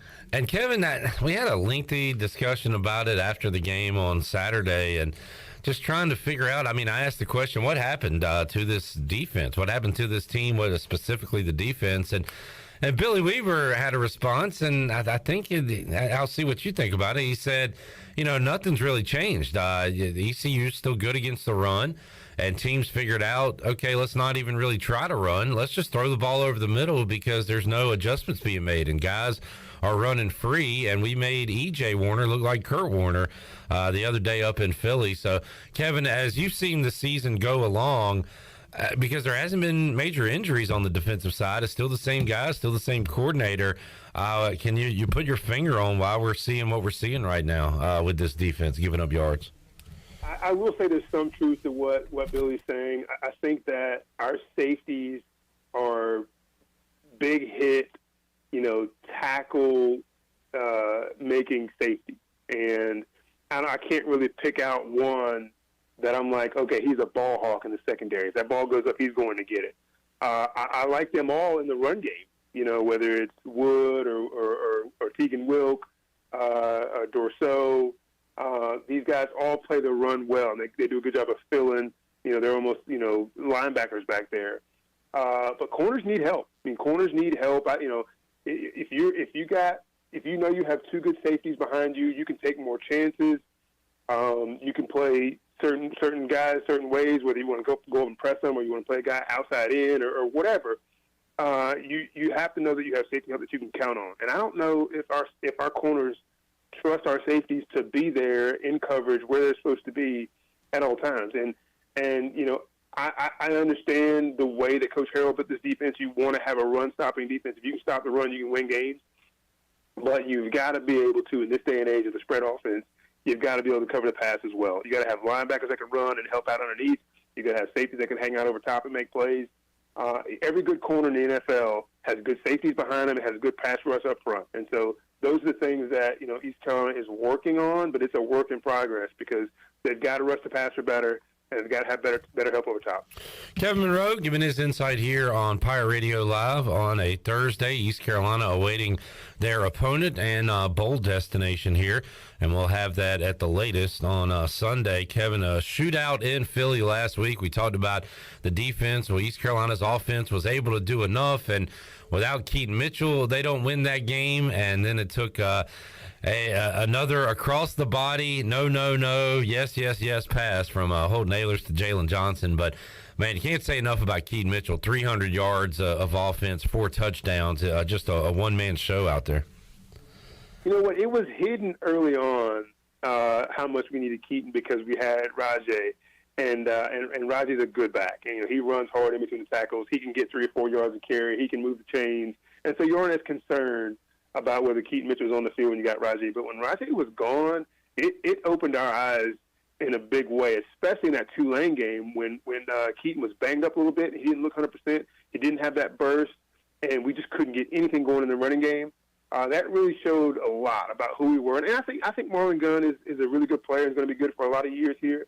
But he's just not Keaton, not yet. And so, the fact that he can break it for 50, 60, 70 yards on any given handoff, on any given swing pass, not only is it great for our offense, but it's a terror on defenses because defenses have to pay special attention to him. If he lines up wide at receiver, they have to treat him like a receiver and not like a running back trying to play receiver. And so he opens up a lot for Holton Ahlers in the passing game because he's out there. And thank God he's been able to stay healthy because right now he is the big man on offense. He's the best player out on that side of the ball.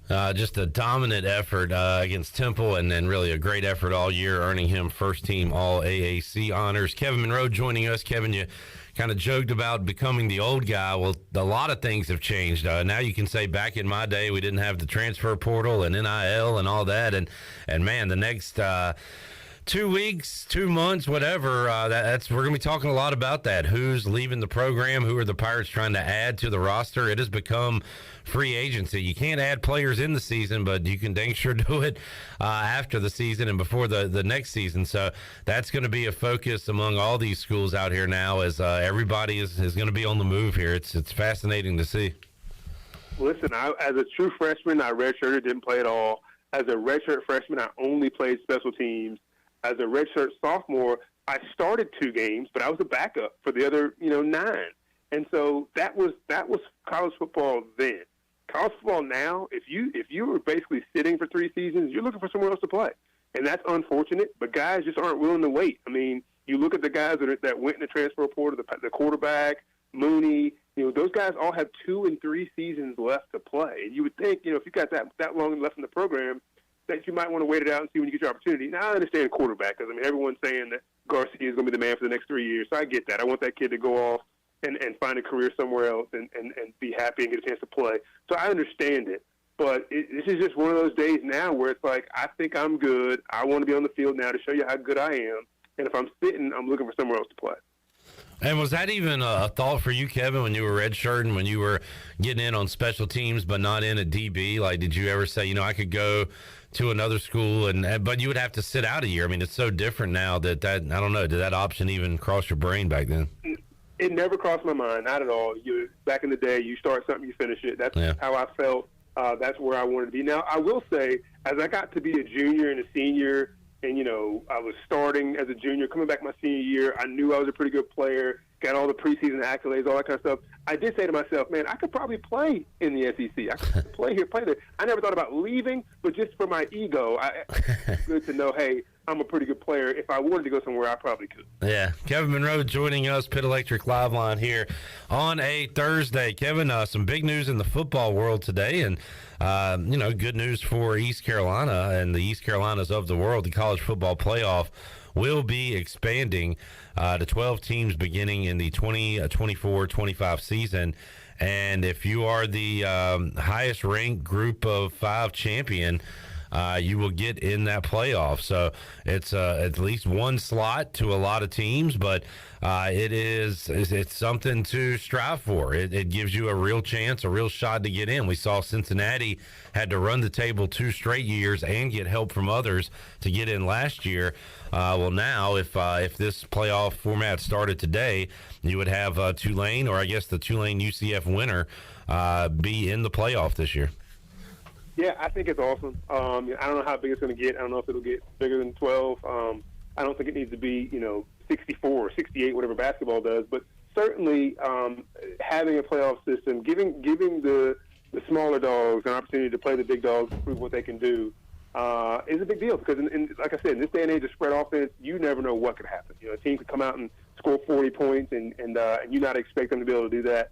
And so having this opportunity to get more teams in the playoff can only make college football better. I get the argument against it is that you're playing too many games, and the more teams in the playoff, the longer the season is, and these college kids are getting themselves beat up, and the ones that are trying to go to the NFL, are they going to be playing in these next extra 2 or 3 games, that kind of thing? And so does it water down the season if you do that? I get all of that.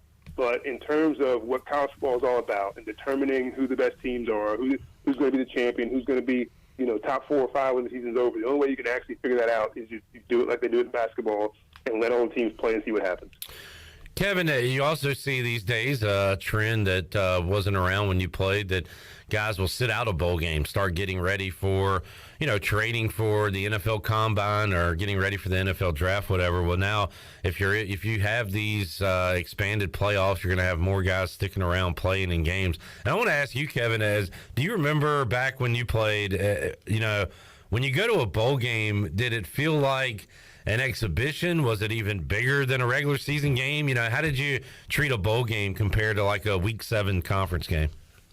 No, it was huge. For us, it was huge. And if you remember back when I played, we went 8-3 in 1996 and didn't get a bowl. Right. Yeah. These days that'd be criminal, right? And so it was a privilege to go to a bowl back then. It just wasn't as many bowls, and to come from a conference like Conference USA, or in '96 we weren't even in Conference USA yet. So to come, from an outside looking in, trying to get into a bowl game, it was tough. And so I can understand how these days, maybe you can be 5-6 sometimes, or 5-7 sometimes, and get into a bowl. I get how that is, and I understand how people don't take it as serious. I mean, you just look at the example of Jalen Smith, in the NFL. I mean, he was one of the most dominant players in college football, probably the most dominant player at Notre Dame before that big injury, right? And that big injury happened in a bowl game, and then all of a sudden he now drops down. He's not the top 10 pick. He's now second or third round wherever the Cowboys got him.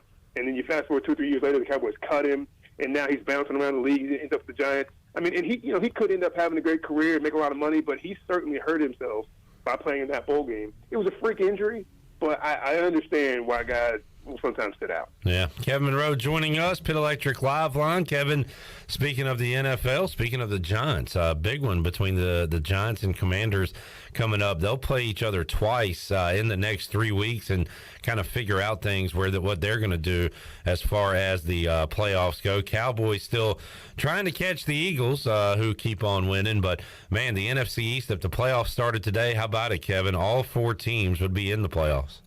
Isn't that crazy? I'm starting to feel like 3 are going to get in. I thought before it would be 2, but I'm starting to think that 3 are going to get in, because if you look around the rest of the NFC, I mean, guys leading their divisions have 5 wins. Yeah. And it's like, that's kind of crazy. And so I don't know how it's going to end up. Obviously, our division is going to have to cannibalize itself. Everybody's playing each other, and so there's going to be some more losses. But outside of the division, the teams are performing very, very well. So I'm starting to think 3 teams are going to get in, and the Commanders could be one of them. It looks like, if it's a buy or sell situation, I'm selling the Giants right now, and I'm buying the Commanders. Yeah, it seems like the Giants are trending down, Commanders up, but that could all change on Sunday. We shall see. Hopefully Chase Young finally gets in the lineup for Washington. Kevin, always enjoyed the football chat with you, man. Once we have a bowl opponent and a destination, we'll do a little preview with you. So we'll talk to you later on this December, man. Sounds good, Cliff. I appreciate it. Kevin Monroe joining us, Pit Electric Live Line, talking some football with K-Mo. We'll take a break, come back, and we'll talk some football with our old friend Corey Gloor, who will be on the call Saturday for the Tulane Green Wave when they take on the UCF Knights. We'll talk Tulane, preview that game, and catch up with Corey when we return on Pirate Radio Live here on a Thursday. Back with you after this.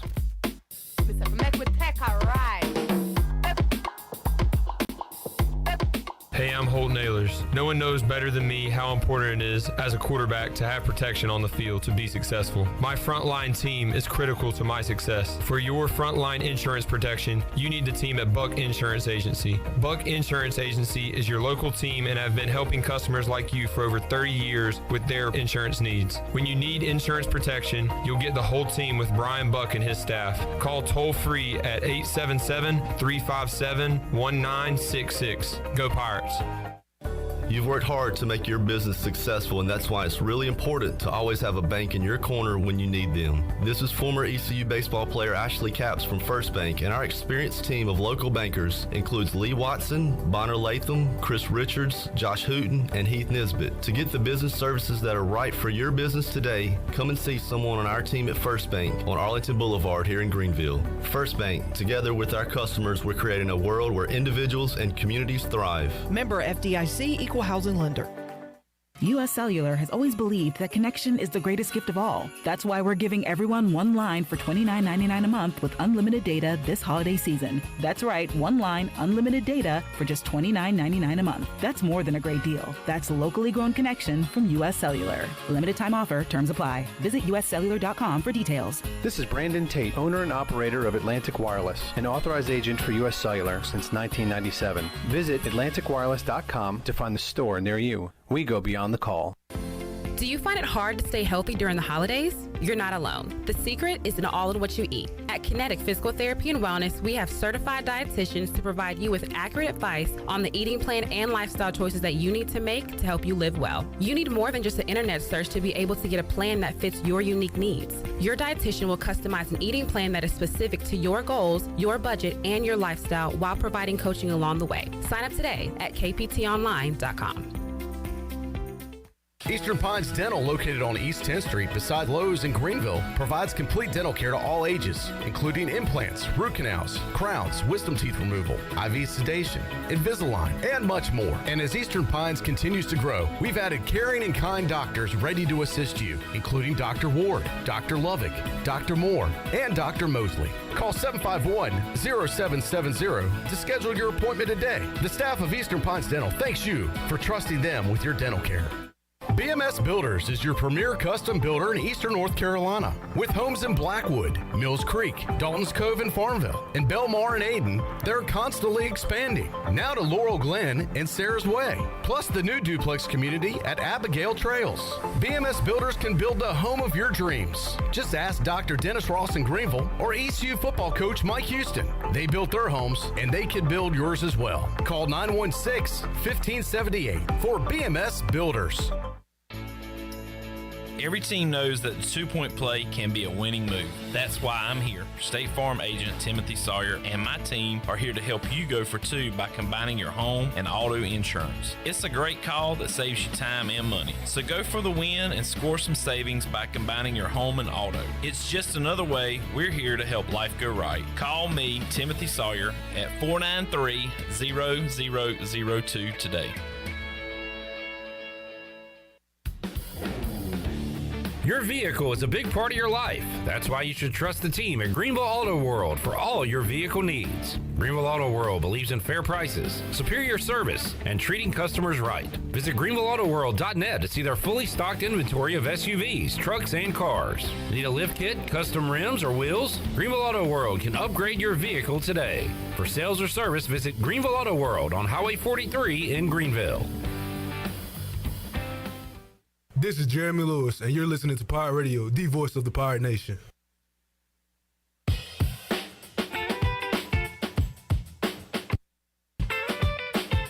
You're listening to Hour 2 of Pirate Radio Live. This hour of PRL is brought to you by Beauty Bar Metaspa. Do you want to get rid of wrinkles, tighten and lift your skin, smooth your skin texture, erase veins and brown spots, and get rid of unwanted hair? Are you interested in Botox or filler? Visit beautybarmetaspa.com to set up a free consultation. Now, back to the show.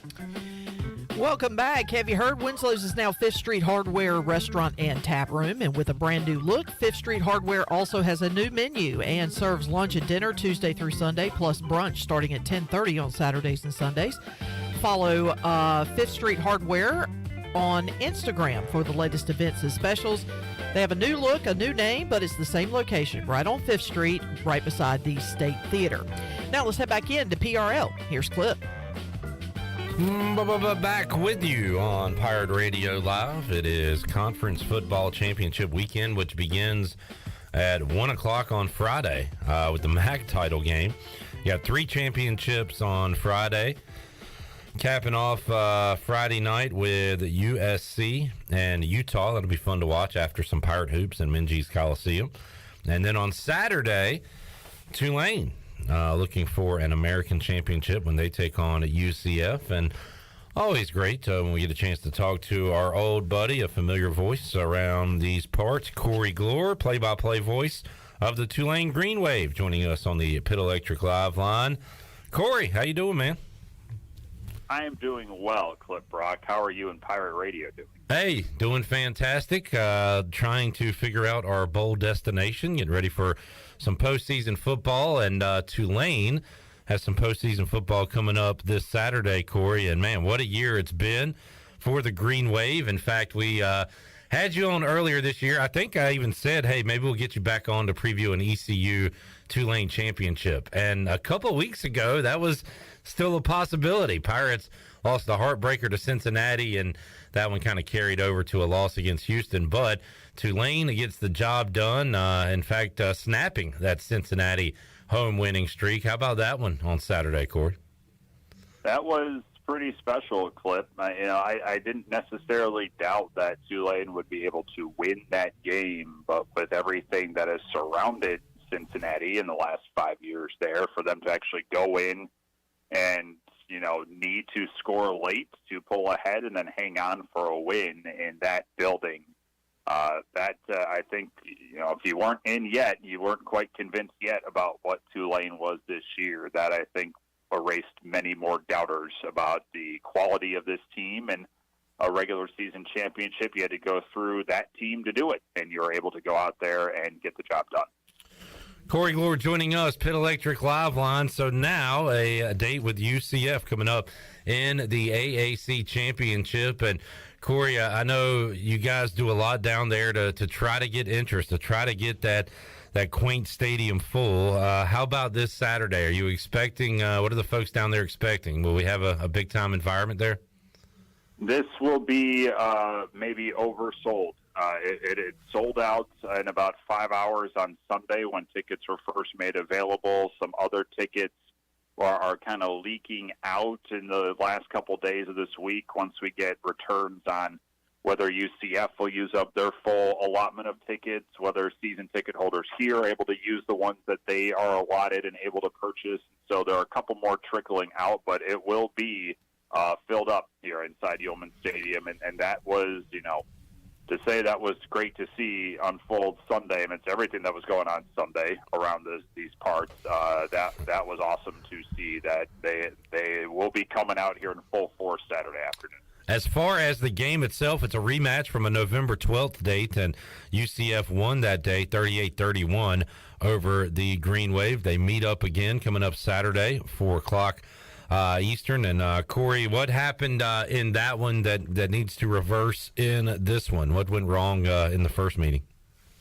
John Rice Plumlee ran for 145 yards in the first quarter, and that won't get the job done. I don't care how long a game is. And I mean, when Plumlee is running like that, very few are able to stop him. But I mean, there was almost no resistance in that first quarter here. It was the first time this year in which a team really punched Tulane in the mouth to open a game. And they did a better job responding as the game went along, but it was clear that they were in catch-up mode the entire way. And so it was Plumlee that did it early on, then Isaiah Bowser really closed the game on his own, the UCF big running back. And, Tulane still lost by 7. They were still in the mix here despite about 7 drops from the receivers, 8 penalties, which was a season high for this club. And a lot of things that you could tell just weren't quite bouncing their way. They had a couple turnovers overturned on review. They had a dropped interception in the red zone. The next play was a UCF touchdown. And so it was the first time all year in which they just really looked out of sorts from the very beginning. And so I think, you don't need a ton of motivation for what's coming up here on Saturday, but the fact that you're going to see the one team that knocked you off in this league in order to win a conference title, I'm sure that is in the back of some of these guys' minds that they can exact some revenge here on the one team that really took it to them a few weeks ago. No doubt, and you get them at home. Once again, Corey Gloor joining us, Pit Electric Live Line. So, Corey, there's that part of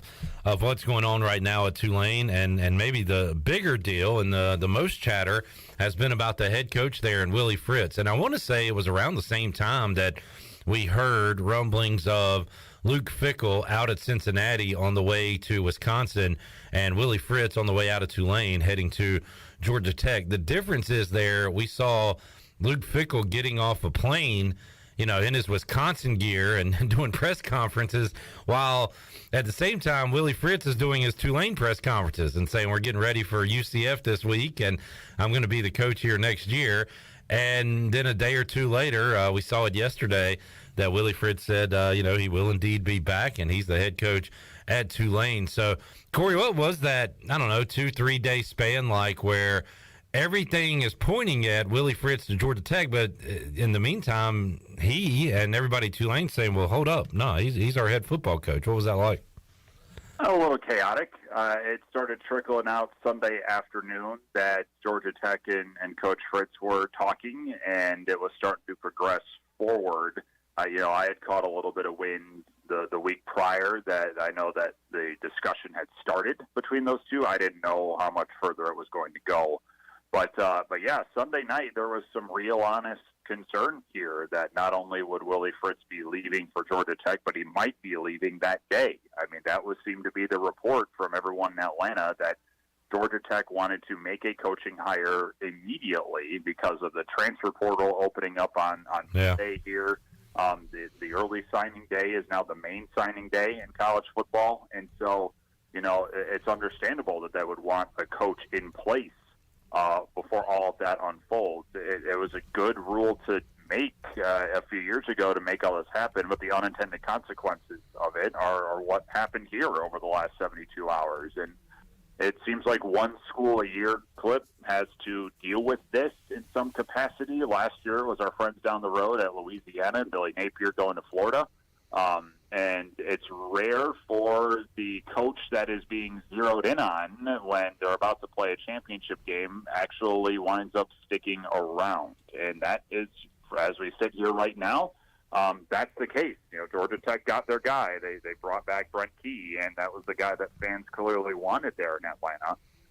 But, just 72 hours ago on Sunday night, it was there was quite a bit of concern here that it was going to be Willie Fritz, and that really didn't alleviate until about Tuesday afternoon when the statements started coming out that Key was going to be re-upping there in Atlanta, and Willie was sticking around here. And so there was a pretty deep exhale here in New Orleans back on Tuesday afternoon when all of this hopefully got settled once and for all. Yeah, and man, stability getting harder and harder to come by in college athletics and sports overall, with coaches leaving, transfer portal, all those things you talked about there. But to have Willie Fritz back, that's a key. How do you hold it all together, Corey, coming off a 2-10 year? I mean, I will say that when you pile up what Willie Fritz has done there, that looks like an anomaly. But, man, with the patience level at zero, when it comes to ADs, when it comes to players, and, I don't want to stick around this 2-10 team. I want to go somewhere else. And so how did he hold it together to go from 2-10 to 10-2 in a span of a year? I mean, that's pretty remarkable. I think it starts, frankly, intangibly, and the fact that Willie Fritz is genuinely a very good person. And so he creates an environment that is very appealing to be a part of. And so even as losses on the field are mounting, there were never any moments of fracturing on this team last year. And you had a group of juniors on that team that all made a point to say that they were going to prove last year wasn't truly them. And so they all banded together. They made it very clear that they were going to be working to fix what happened last year, and to listen to their coach, to be there for their coach, and vice versa for a guy who was there for them amidst some chaos last year, especially early on. And so you have a savvy group of veteran leaders here that all decided that they were sticking together and they weren't going to go their separate ways. They weren't going to try and find one last little piece of presumed glory in some other location. They were going to do it here, and they were going to get things done here, and not just get back to a bowl game. That they were saying back in August, Clip, that the goal was the conference championship, and very few believed them. It took me a little bit to really jump on that bandwagon, but here we are. And so they knew from the start that there was truly something building here, even what last year showed people. And they were committed to seeing it through to the end. And if they win on Saturday, then they'll accomplish just that. Corey Gloor joining us, calling a championship game on Saturday and potentially calling a really big bowl game after that, Corey. And I don't know what how it all works out. I'm just saying from a fan standpoint, we've been talking this week. Is there any chance we could get like Tulane versus LSU in the Sugar Bowl and just have everybody down there drunk and partying for a week and have an incredible football game? Like, is that any chance?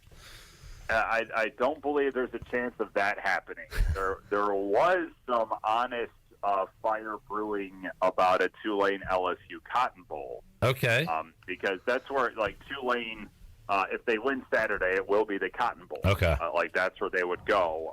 And the Cotton Bowl doesn't have a specific conference tie-in this year. They have the last pick of the rotation in the year 6, and that's why the Group of 5 champion would be going there. And so, had LSU not lost to Texas A&M, they were very much in the mix of that, but they stumbled all over themselves in College Station. We were heading down that path. It certainly looked like when you think about there's an Alabama and a Tennessee in there as well, and if LSU finished ranked behind one of them and in front of another, then you're assuming Georgia's in the playoff and Alabama would be at the Sugar Bowl because the SEC has to go there, and then it'd be the next ranked SEC team that would go into the Cotton Bowl. And so there was a real shot that LSU was going to be in that mix, but they decided to lose to Texas A&M. So that's not going to happen, unfortunately. I think a lot of folks here would have loved that. Maybe even some folks in Baton Rouge would love that as well, but that will not be in the cards. Yeah, projection I'm looking at, I didn't know it was the Cotton Bowl, but Cotton Bowl versus Penn State. Either way, it'll be fantastic if Tulane can punch their ticket there out of the American. Corey Gloor joining us. Corey, while we got you here, Little Hoops, Ron Hunter's team off to a 5-2 start. Got a date with Bryant coming up. That's I like that game. I'll have to check that one out on ESPN Plus. That's coming up next week. This weekend it'll be Fordham. Let's see, Buffalo, George Mason, Mississippi Valley State rounding out the non-conference before you get in to league play. So high expectations this year for Tulane. Corey, how have they done so far with those expectations? They have done decently, I would say. They're 5-2, but they have not had a full-strength roster yet this year. They have always been missing guys.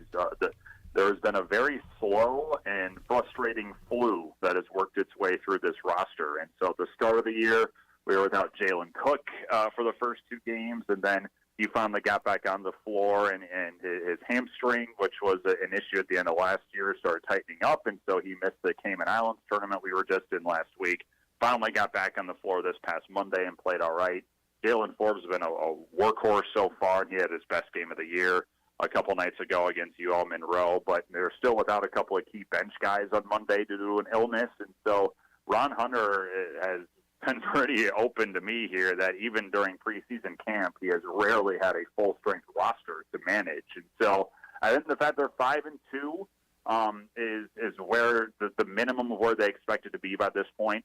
And the fact that they've done this without, certainly Cook around for a lot of this and have had to lean on, Forbes and Kevin Cross to carry the load so far. And, they've beaten the teams that they should have beaten by this point, all at home. The Cayman tournament was frustrating, no question, and they saw themselves as pretty equal to a lot of those teams, and they went 1-2. But they are still not at a point where Ron Hunter feels as though he can really let this group loose. He's just waiting for this group to actually get to full strength, and hopefully it happens soon here, because you mentioned, Bryant will pose a bit of a challenge next week. They go to Atlanta to play Buffalo next weekend, and then they're playing George Mason in Chicago the weekend after. And so you have some unique trips coming up before conference play, but you start off with a Cincinnati and a Memphis, bang, bang, to open up league, and they will not be caring too much if you're still battling a weaker roster here due to health. So yeah. I think that Philly's still out a little bit here, Clip, but they've done what they should have done by and large so far. And let's not downplay that game in Atlanta versus Buffalo. That's part of the Holiday Hoopsgiving on December 10th, Corey. Holiday Hoopsgiving. To you, yes. Happy Hoopsgiving. Absolutely. You and yours as well. Corey Gloor joining us. He'll be on the call coming up this Saturday. AAC Championship. Tulane taking on UCF. Awesome stuff, Corey. Man, you've called some big games, some big-time moments in your very short time there. So how you enjoying life down there in Louisiana?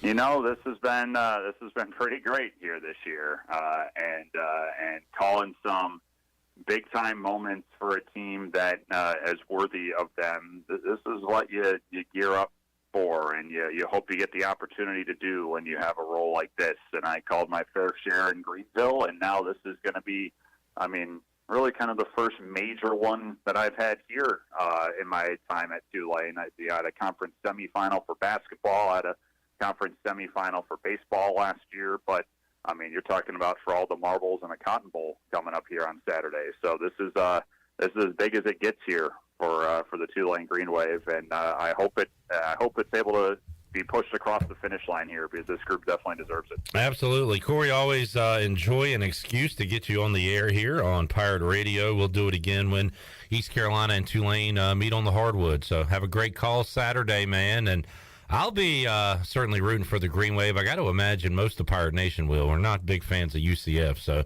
we'll have your back on Saturday. I appreciate it. You never need an excuse to call me and talk to me and put me on your airwaves, and have a wonderful Hoopsgiving.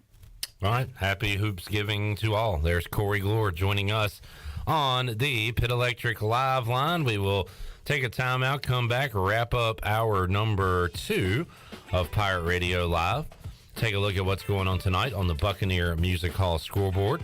And then we'll throw it to hour 3, where we will talk to former Pirate and Grey Cup champion Dashaun Amos. Also, Jeff Nadu, Barstool Sports, will join us as well. More to go on Pirate Radio Live. Back with you after this.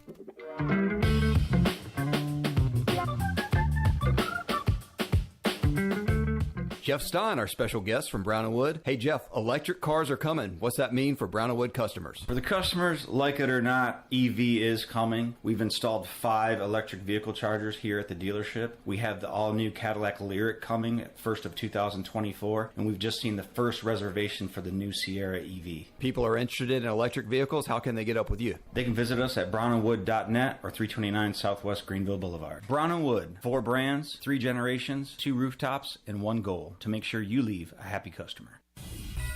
Celebrate the holidays with America's favorite light beer, Bud Light. When planning your holiday festivities, be sure to pick up some Bud Lights at your favorite retailer. Bud Light carefully brews their beer to be perfect for anywhere there's holiday fun. Because when there's fun, Bud Light is there. Have fun this December, and always stay in the game and drink responsibly. Bud Light, the official beer of the ECU Pirates, and proudly distributed by Carolina Eagle Distributing since 1989. Happy holidays from Bud Light and Carolina Eagle. Go Pirates!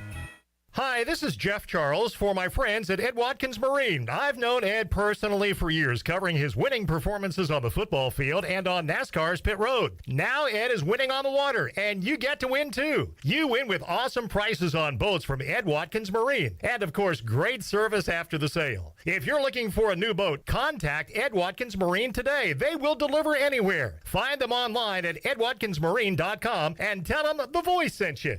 Hey Pirate fans, this is Cliff Godwin. I want to invite you to join our team on Saturday, January 28th for our 2023 Pirate Baseball Banquet. This event will be hosted by Pirate Radio's Brian Bailey, and we have former Pirate and current MLB player Alec Burleson as one of our keynote speakers. We will have a silent auction and an autograph hour at the ECU Student Center. The meal will be provided by the famous McCall's Barbecue and Seafood. All proceeds from the banquet will go directly to ECU Baseball. Get your tickets today at ECUPirates.com. We look forward to seeing you there. Go Pirates!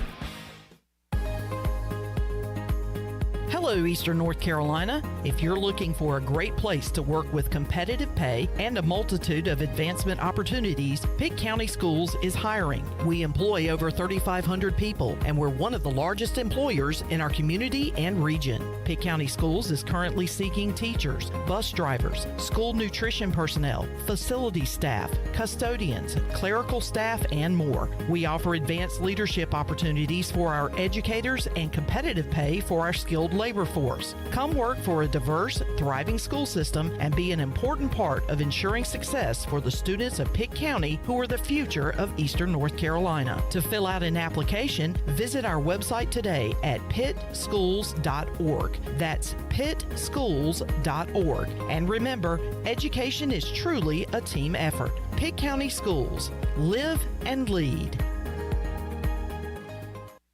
Do you have any real estate questions about buying or selling residential or commercial properties? Are you curious about this current real estate market? Do you need a property manager for all your rental houses? This is proud ECU alum Scott Harris with RE/MAX Preferred Realty and SD Harris Properties, and I would love to help answer every question you have and show you a real estate experience that will be memorable and enjoyable. Every step of the way, I'm here to make your dreams a stress-free reality. Call me today at 347-1857. That's 347-1857. Go Pirates.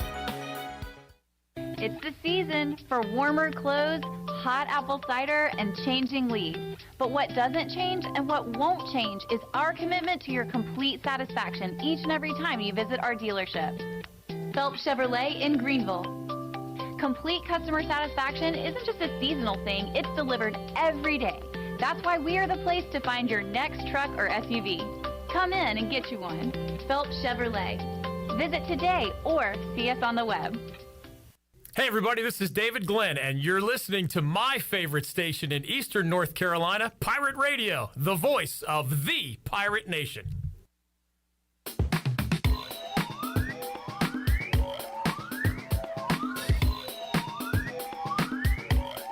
You're listening to Hour 2 of Pirate Radio Live. This hour of PRL is brought to you by Beauty Bar Metaspa. Do you want to get rid of wrinkles, tighten and lift your skin, smooth your skin texture, erase veins and brown spots, and get rid of unwanted hair? Are you interested in Botox or filler? Visit beautybarmetaspa.com to set up a free consultation. Now, back to the show. Welcome back. For the latest breaking news, interesting stories, and awesome contests that can make you a winner, be sure to follow Pirate Radio on our social media. You can follow us on Facebook, Twitter, and Instagram at PR927FM. Join the over 60,000 followers today. Now let's head back into PRL. Here's Clip. Back with you, Pirate Radio Live, here on a Thursday. Coming up tonight on the Buccaneer Music Hall scoreboard, presented by The Buck. Thursday night football. The Bills at the Patriots. Big one in the AFC East, because if you look at it right now, the Miami Dolphins and Buffalo Bills tied at 8-3. Jets are 7-4. Pats 6-5. So they all have winning records there in the AFC East, just as all the teams in the NFC East do. So an important game tonight in Foxborough, and I believe the Patriots will be wearing the red throwbacks with the white helmets tonight. So it'll be a good red, white, and blue uniform game as the Pats and Bills go at it. Earlier today in the World Cup, we had Germany ousted from their group despite a 4-2 win over Costa Rica. They were knocked out. Japan beat Spain 2-1 with 2 goals in the second half. Croatia and Belgium 0-0 in that one. Morocco beat Canada. So looking at now the round of 16, the knockout bracket, there are still 4 spots to be determined, which will be tomorrow. But right now it looks like this: Netherlands versus USA, 10 a.m. on Saturday. Argentina and Australia later on Saturday. Coming up on Monday, Japan will play Croatia. On the 4th, that would be Sunday. It'll be England versus Senegal and France and Poland. And on Tuesday, Morocco will play Spain. So there are 4 more teams that will enter the round of 16, but USA right now basically in the Sweet 16 with a matchup against the Netherlands coming up this weekend. Tonight in college basketball, we'll dive into the slate with Jeff Nadu a little later on in today's show, but you do have some top 25 matchups tonight. Conference action actually beginning tonight in the Pac-12. Arizona is at Utah and UCLA at Stanford. Also in top 25 action tonight, Tristan Newton and the Connecticut Huskies, 8-0, number 8 in the country, will take on Oklahoma State in the Big East Big 12 battle. Top 10 matchup in those conferences. Creighton will be at Texas. Also Seton Hall at Kansas. So those are the top 25 action games going on tonight. See if anything's going on in the American. Looks like no AAC games tonight.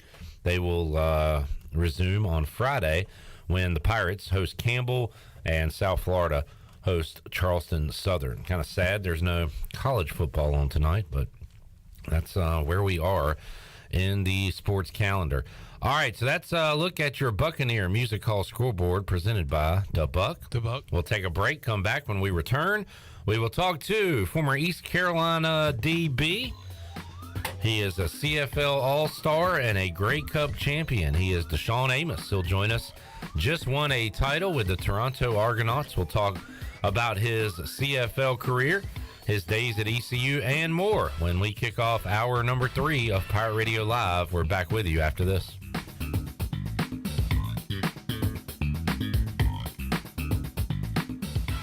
The Rick House is Eastern North Carolina's premier American-style restaurant and bourbon bar with daily specials. And here's the lineup. Mondays feature $7 margaritas and half-price appetizers. Tuesday is stuffed seafood night. Wednesday is date night. Thursday is roasted smoked lamb chop night. Fridays is prime rib night. And Saturday is Italian night and is also Fred and Wilma night with our 36-ounce bone-in tomahawk steak just like the Flintstones. And on Sunday, it's our legendary brunch from 10 to 2. The Rick House, American Provisions and Spirits, 710 Red Banks Road beside the bowling alley in Greenville. Flight by Yingling is the next generation of light beer. For those who don't follow trends, but craft them. Flight by Yingling is 12 ounces of uncompromised refreshment from America's oldest brewery. With only 2.6 grams of carbs and 95 calories, this is premium refreshment 6 generations in the making.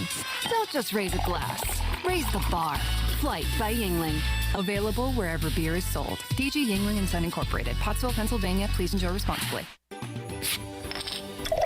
Come pop a top this holiday season at Jarvis Street Bottle Shop. Jarvis Street Bottle Shop is a specialty shop selling craft, domestic, and import brews, along with wine and growlers. Make sure to stop by the shop and grab a keg for your Christmas party or event. As always, the Bottle Shop offers monthly beer and wine tastings featuring NC's craft breweries, along with live music and discounts. Stop by the shop Tuesday through Sunday or check them out on Instagram, Twitter, or Facebook. Happy holidays from Jarvis Street Bottle Shop in Greenville. Here today with Kyle Gaines from Washington Chrysler Dodge Jeep Ram. What's new? So this is the best time to buy. We have no payments for 90 days when you finance with us. Also 2.9% financing for 72 months on the all-new 22 Jeep Wagoneer. And don't forget, you can sit down with me, custom order your next vehicle, and save time and money. Don't have a Christmas idea? We have you covered with buy 3 tires, get the 4th one for $1. And don't forget, drive a little, save a lot. Located in Washington, North Carolina. And also check us out on the web at WashingtonChryslerDodgeJeepRam.com.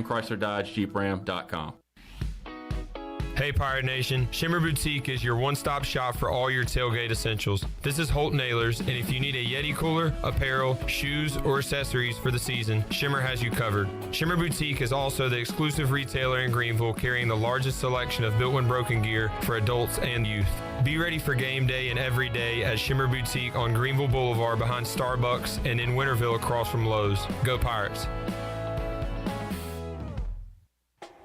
Hey Pirate Nation, this is Amanda Houston, and when it came time to make the game-winning play for relaxation at our house, I made the right call to Jamie Lang and Carolina Hardscapes. Jamie and his team built the backyard oasis of our dreams with a beautiful custom paver patio, outdoor lighting, and fireplace. Make your backyard incredible and call Carolina Hardscapes today at 364-1201 or visit their showroom on Fire Tower Road across from Bostic Suck. Go Pirates!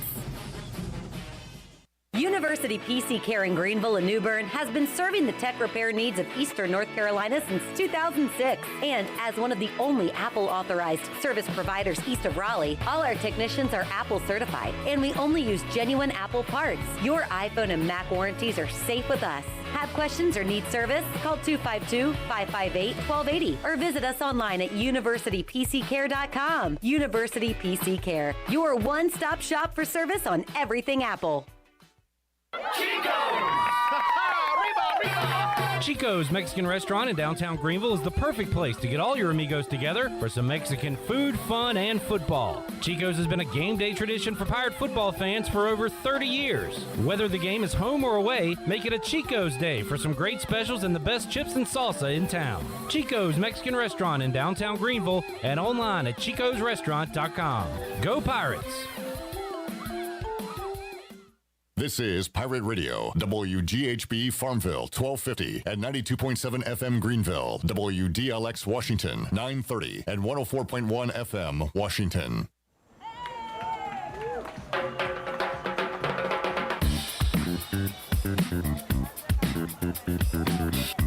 You're listening to Hour 3 of Pirate Radio Live. This hour of PRL is brought to you by Bud Light, reminding Pirate fans to stay in the game and drink responsibly. Bud Light, the official beer of the ECU Pirates, and proudly distributed by Carolina Eagle Distributing since 1989. Now, back to the show. Welcome back. Brown & Wood is your home with the best selection of GMC, Cadillac, Buick, and Mazda in Eastern North Carolina since 1937.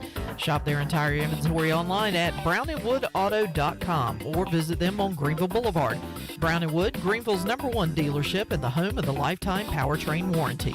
Now let's head back into PRL. Here's Cliff. All right, back with you on Pirate Radio Live here on a Thursday. We got a lot of Pirates playing football professionally, some here in the States. A banner day for Zay Jones on Sunday for the Jacksonville Jaguars. We got some north of the border as well in Canada, and one of those joins us now on the Pit Electric Live line. He's Famous Amos on Twitter, and he's becoming famous in Canada for his All-Star appearance in 2019 and now helping Toronto to a Grey Cup championship. Dashaun Amos, former East Carolina DB, joining us on the Pit Electric Live line. Dashaun, great to catch up with you. How you doing, man? How you doing, my man? I'm doing good. I appreciate you having me on. Absolutely. Great to hear from you once again. And Dashaun doing big things in the CFL. He is an all-star. He is a Grey Cup champion. And Dashaun, let's talk about what it's been like the last couple of weeks for you. When I contacted you, you said you had some celebrating to do and you know, you crowned a champion. So what's the last couple of weeks been like for you, and what are you up to now? Oh, man. I guess the easiest way I can say is just what I said before, man. It's just been a lot of celebrating, creating a lot of good memories with the guys. It's just not often that, you know, that you win a Grey Cup with a group of guys. And so just spent the last couple of weeks, a week and some change, just, you know, extending those memories and just enjoying all the hard work that we put in, man. And right now I'm actually on the way back home. Where is home for you now? Where do you stay in the off season? Richmond, Virginia. Okay, good deal. So back headed towards the States. And I want to ask you about, you know, playing in the CFL. You've played with the Calgary Stampeders and then won a championship with Toronto. And I've always heard, I've never been to Canada, Dashaun, but I've always heard Toronto is about the closest thing to a U.S. city you could get in Canada. So what has it been like north of the border for you? Oh, man, my experience here has been nothing short of great so far. Just starting off, like you said, in Calgary, back in 2018, coming up here on expanded rosters. Actually, that was probably the most lucky year I've had up here. just being up here for a month, barely a month. I was active. The first game I was active, I think I had maybe been here for a little over a week. So I was kind of thrown into the fire. But, a lot of the guys in the locker room and then the Calgary organization, the coaches, they made sure that I was prepared, that it wasn't just something that it was complete chaos for me. But I was actually lucky to play 2 games there. And then just, being Peace Squad for the rest of the year. We were already first in the league, projected to win the Grey Cup, and we did that year. So, like I said, I felt very lucky that I came in, and I was here for barely a month and was actually, able to experience the Grey Cup in my first year and win it with the Calgary Stampeders. And then that next year being able to earn that starting job at Field Half and really get my feet wet and kind of make my step on the league and show the league here north of the border, how I can play and the player that I am, the person that I am. And that year, like I said, nothing short of great, man. That was the year I was able to make All-Star and, like I said, put my step on the year. And 2020 was actually an off year for the CFL because of COVID. So they actually didn't have the season. But with my 19th season, I was able to go back down south and have a short stint with Green Bay, which was, a great experience. Just didn't work out for me. Came back here at 21, signed back with Calgary again. Another great year for me. I was switched positions, so I was at boundary corner, boundary half, which is actually where I started off in 18, but played a year there. Another great year. We didn't go far in the playoffs, but another year under the belt that I was able to show, my talent to the league and show my consistency. And then this past year, making the move here to the East Coast, to Toronto, and winning another Grey Cup. This time actually playing in it was a way different experience. But, being able to, like I said, suit back up for a Grey Cup and go and win it was amazing. Yeah, stacking that trophy case. Dashaun Amos joining us. And, Dashaun, you've developed a fan base up there. It was pretty cool to see on Twitter after you won with Toronto. I saw a bunch of Calgary fans saying congratulations to you. And, we take our team seriously, but for Calgary fans to still root for you, I think that says a lot about the guy you are, the player you are. So that was pretty cool to see. Yeah, it was. Dashaun, so you've had the stints with the Giants and the Packers in the NFL. So, like this offseason, for instance, are you locked in with Toronto for next season? Do you kind of explore all your options? What is that like for you right now? Coming off of a one-year contract, so I'll be a free agent again. I believe it's like the beginning of February is when the actual free agency window hits. So Toronto has my rights up until then, and we'll be talking, as far as trying to extend and, stay here in Toronto. But at the same time, explore my options as well, right? At the end of the day, I'm American. I grew up all my life playing American football, and if I get another shot down south, it'll be something that'll, I'll have to think about, because like we just spoke about, I have a great career going here in the CFL. I like it here, and with the things that I've been able to do up here, I believe that I have great job security here as well. So, I'm making a great living. I'm doing what I love to do. At this point in time, I'm 28, so a lot of the ripping and running, it isn't the same as when I was younger, where I, take every opportunity and, risk that, a little more. Now it's more, like I said, it's more about job security. It's more about, kind of knowing where I'm going to be. I was just talking with someone earlier about my career since I've left college, and I've kind of been bouncing around a little bit everywhere. Even though I've played 3 years in Calgary, those 3 years are broken up, with me going back down to Green Bay and it comes back up, signing 1 year, and then bounced to Toronto. So, at this point in time, I'm really looking to find a home. And so, like I said, being a free agent, that does come with exploring your options and seeing who all wants to, provide that home for me.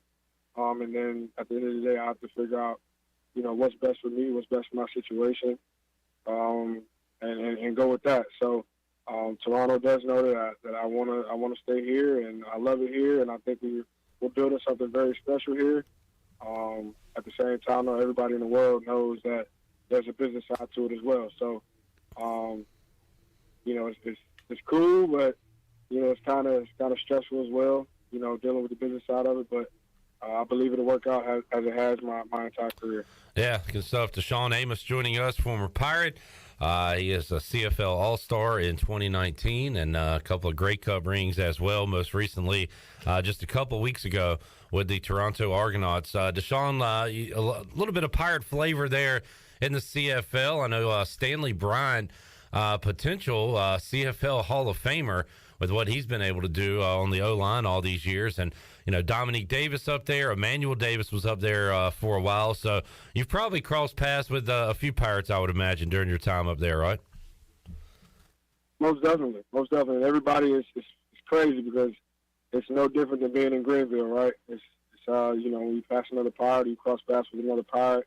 They always know, right? So I didn't know much about Stanley Bryant until I got up here. And I actually found out about him through Clay Brooks, who was actually my D coordinator when I first got up here. Yeah. And he's a Pirate. And then, like you said, when I got here, Emmanuel Davis was on the team. He actually played my position before I got the starting job at field half, and he coached me a lot through it on the difference between playing down south and playing up here. So big shout out to my boy Emmanuel Davis. Dominique Davis, like you said, he's playing quarterback. He actually played him in the semifinals with against Montreal, and so even Justin Hardy's up here. He's in Ottawa. Oh yeah. I didn't get a chance to guard him, unfortunately. I was looking forward to that game, but he was there present, and we got to talk and just catch back up. And then, like you said, Stanley Bryant. You say potential, but I think he has the Hall of Fame. I think he has it wrapped up, man. He's been doing a lot of great things out here consistently, year in and year out. The league loves him. He has the league's respect.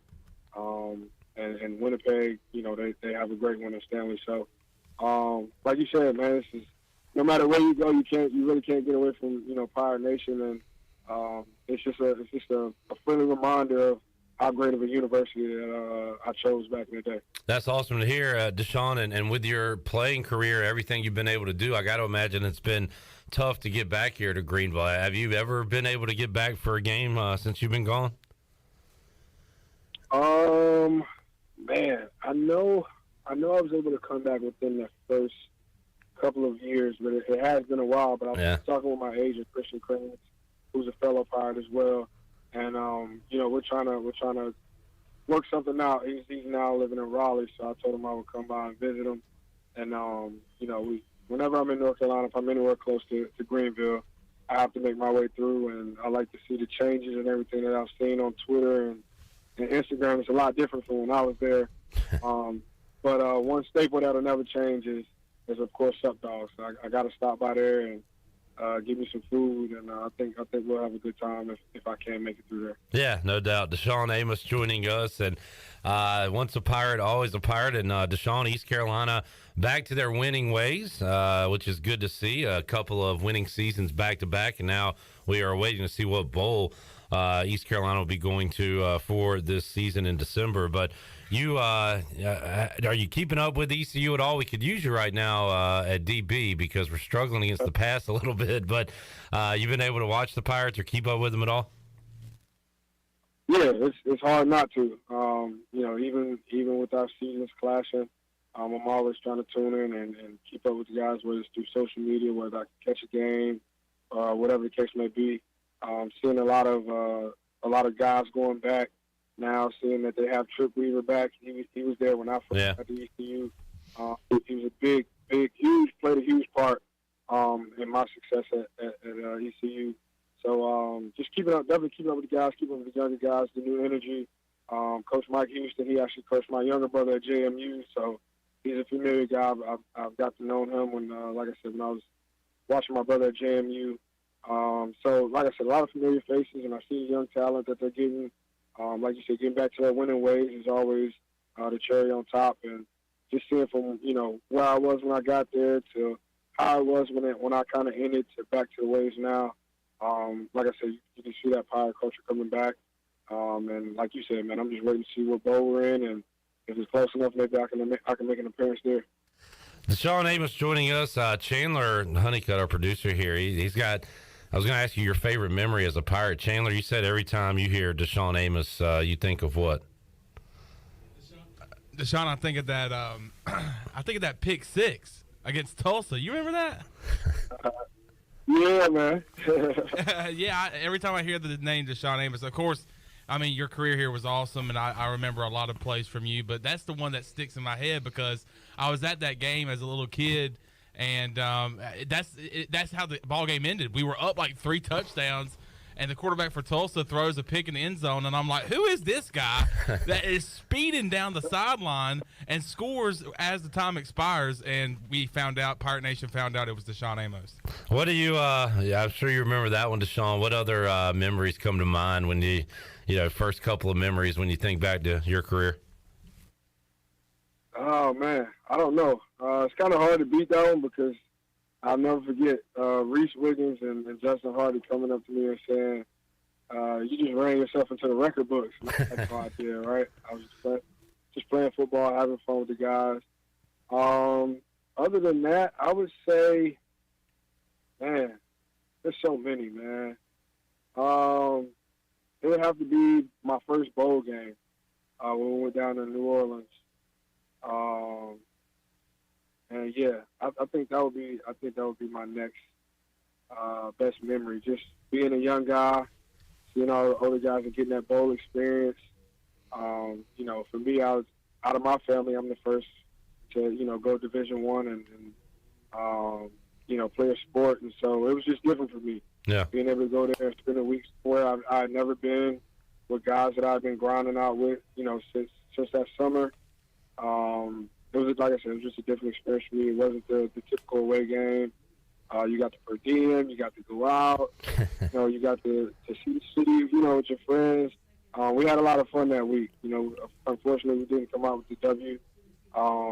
But that first bowl game was just something that it just showed me a lot. It showed me a lot. It kind of instilled a lot in me to kind of go harder while I was at ECU, and it eventually drove me into earning a spot that next year at nickel and special teams, and then eventually getting a little taste of corner. So yeah. I would have to say that first bowl game. And Dashaun, you mentioned the per diem, the bowl swag. Now, and I have to bring this up to all you guys. I'm sorry, but you just missed out on the NIL by a few years. I knew it was coming. You mentioned Sub Dogs earlier. You'd have been a good Sub Dog spokesman, 7 years ago. Man, I think it's a great thing, man. I think it's a great thing for young guys. Like you said, unfortunately, I didn't make the cut for that, but those were things that we were pushing for, when I was in college. A lot of the things, we knew that, we wouldn't see a lot of the things, but if we didn't push for it, then maybe this generation that has it now, maybe they don't see it, So some things we did get a taste of, as far as, getting a few of the refund checks and things like that, but we felt that it was needed back then, and I'm just happy that the guys are starting to see that, because I think the players, they hold so much value in college football, man, and there's so much money made from it, and back in my time, the players weren't allowed to see that, so seeing these young guys now being able to get those NIL deals and see a little bit of what they worked so hard for, I'm happy for those guys. I'm playing professionally, so I'm still getting paid to do what I love to do. So I've seen the money come, in one way or another. And like I said, I would have loved to have it then, but it's just good to see that, what we were pushing for, the efforts that we put in, the things that we were speaking up about, it didn't go in vain. So I'm happy for those guys, and I hope that it continues to grow and these guys get everything that they deserve. Dashaun, great to catch up with you, man. You're having great success on the field, and certainly sounds like the same off the field. So congratulations. We still root for you around here, as I'm sure you know, Pirate fans everywhere. But we're following what you're doing, so keep up the great work, man. And if you ever make it here to Greenville, we are a block away from Sub Dogs, so come check us out here at the station. But great to catch up with you, Dashaun, and we wish you the best moving forward, man. Yes, sir. Once again, I appreciate you having me on. Like I said, man, once a Pirate, always a Pirate. And if I'm in Greenville, I'll make sure I stop by. Awesome. Do that. Dashaun Amos joining us, Pit Electric Live Line. And what a year he had. What a career he is starting there in Canada. Another Grey Cup title for him this year with the Toronto Argonauts. All right. We got Jeff Nadu coming up a little bit later on in the show. I wanted to ask you guys this. Have y'all seen the movie trailer or seen any talk about Cocaine Bear? So Chandler I have. Has. Shirley, are you familiar with Cocaine Bear? No, I literally just saw the trailer for the new Indiana Jones movie, so Cocaine Bear is not even on my radar screen. Man, screw Indiana Shirley, Jones. you got to get Cocaine Bear on your radar Cocaine screen. Bear is going to be the new Indiana Jones. They're going to make multiple movies about it. So this looks like, so it's Elizabeth Banks, who is I know, I'm familiar with her. So it's her movie. She is the when I saw it, I thought it was a joke. Producer, director, something. It's called Her Action Comedy. And this looks like it's going to be Sharknado-ish, or, one of those where it knows it's wild, right? Like it's leaning into the joke. Yeah. But it's got a great cast. The late, great Ray Liotta is in it. Saw him in the trailer. But Carrie Russell, who is an actress I like from The Americans, and also from The Americans and millions of other shows. Is her name Margot Martindale? Does that ring a bell at all? Not to me. Not to me. I believe that's her name. And you got many others, big names in this. So this is, and it says inspired by true events. Oh my gosh. So not necessarily a bear that partook in way too much cocaine. Yes. No, that did happen. No, I could see that happen. But I could tell you the differences between the movie and the actual events, if you'd like. Sure. All right, so which one you want to hear first, the real life story or the movie? The movie. All right, the movie. I want to hear the movie, then the real life stuff. A bear eats several packages of cocaine that had accidentally been airdropped into a forest. Fueled by a drug-induced rage and apparent desire for more cocaine, the bear embarks on a killing spree, wreaking havoc on the local population. The drug smugglers, led by Ray Liotta, search the wilderness for the stash, while not realizing they're in danger of becoming bear food. So that is kind of the premise of the movie. I'm glad Ray was able to get this movie in before. Yeah. This was the last movie Ray Liotta did before he died. That's crazy. Now, the real story, so this happened in 1985. This was a long time ago. It says, fortunately for the good people of Blue Ridge, Georgia, the real version is less gruesome. In 1985, investigators searching for drugs dropped by an airborne smuggler discovered the ripped up remnants of cocaine packages in Georgia's Chattahoochee Oconee National Forest. So each of the packages reportedly held a kilogram of cocaine, 88 pounds in all, valued to be worth as much as $20 million at the time. So nearby, they found a large deceased black bear who had helped himself to the product. According to an AP article at the time, officials believed the bear had eaten several $1 million worth of cocaine.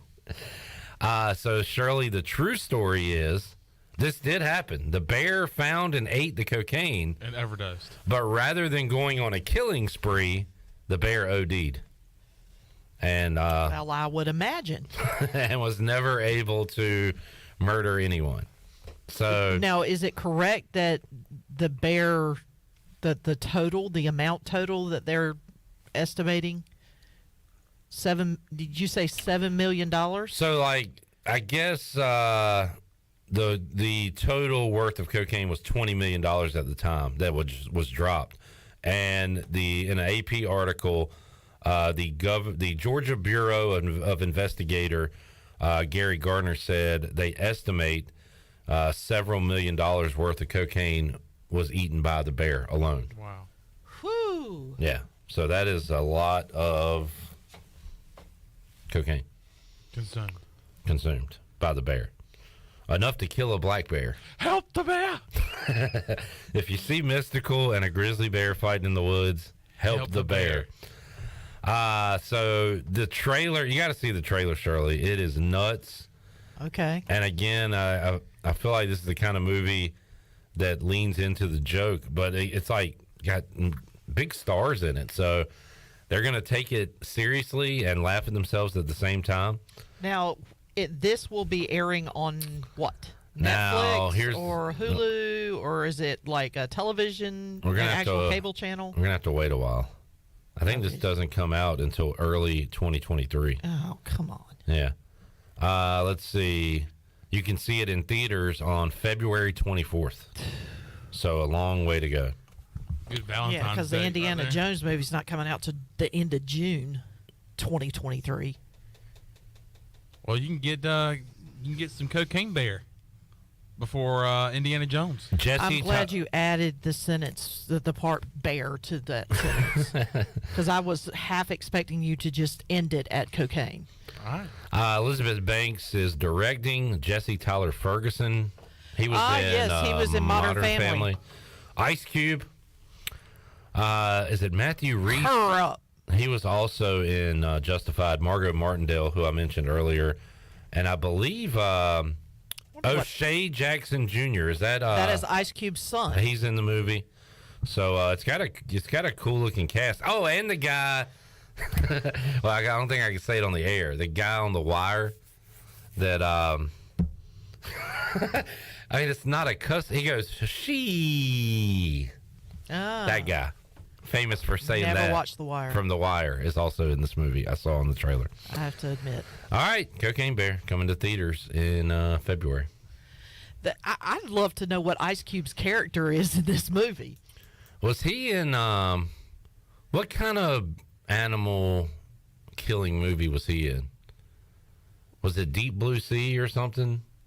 Ooh. Or am I? It wasn't Anaconda, was it? It might have been that.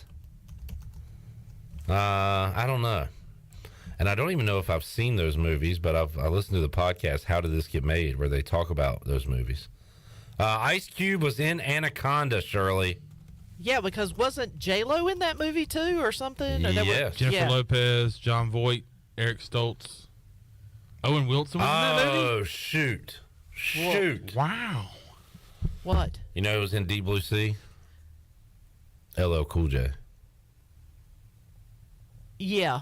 So, man. Yeah. Deep Blue Sea. Oh, I'm getting... Short movie. No. I'm getting Deep Blue Sea and Megalodon mixed up. Because I was thinking, that guy from Hobbs and Shaw was in that movie. But I'm thinking of Megalodon and not Deep Blue Sea. That's the one where they are in, like, the underwater thingy. Oh, and God. the big... Samuel L. Jackson was also in that. Yeah. In Anaconda? I bet he didn't. No, in Deep Blue Sea. I was getting ready to say. What is your favorite animals attacking people movie of all time? Mine's easy because it's one of my favorite movies of all time. Oh. LL Cool J plays the preacher? Jurassic Park. Jurassic Park would be number one. With a yeah. bullet. Now, I will tell you number two, just because it gives me the heebie-jeebies every time I watch it. Heebie-jeebie. Arachnophobia. You know, I don't know if I've seen that. I'm aware of it. What, Dan Aykroyd? Seeing it? No? Because isn't it kind of a... No, it's John Goodman that's horror in it. comedy? Yeah. I believe it's John Goodman that's in that movie. Yeah, that sounds right.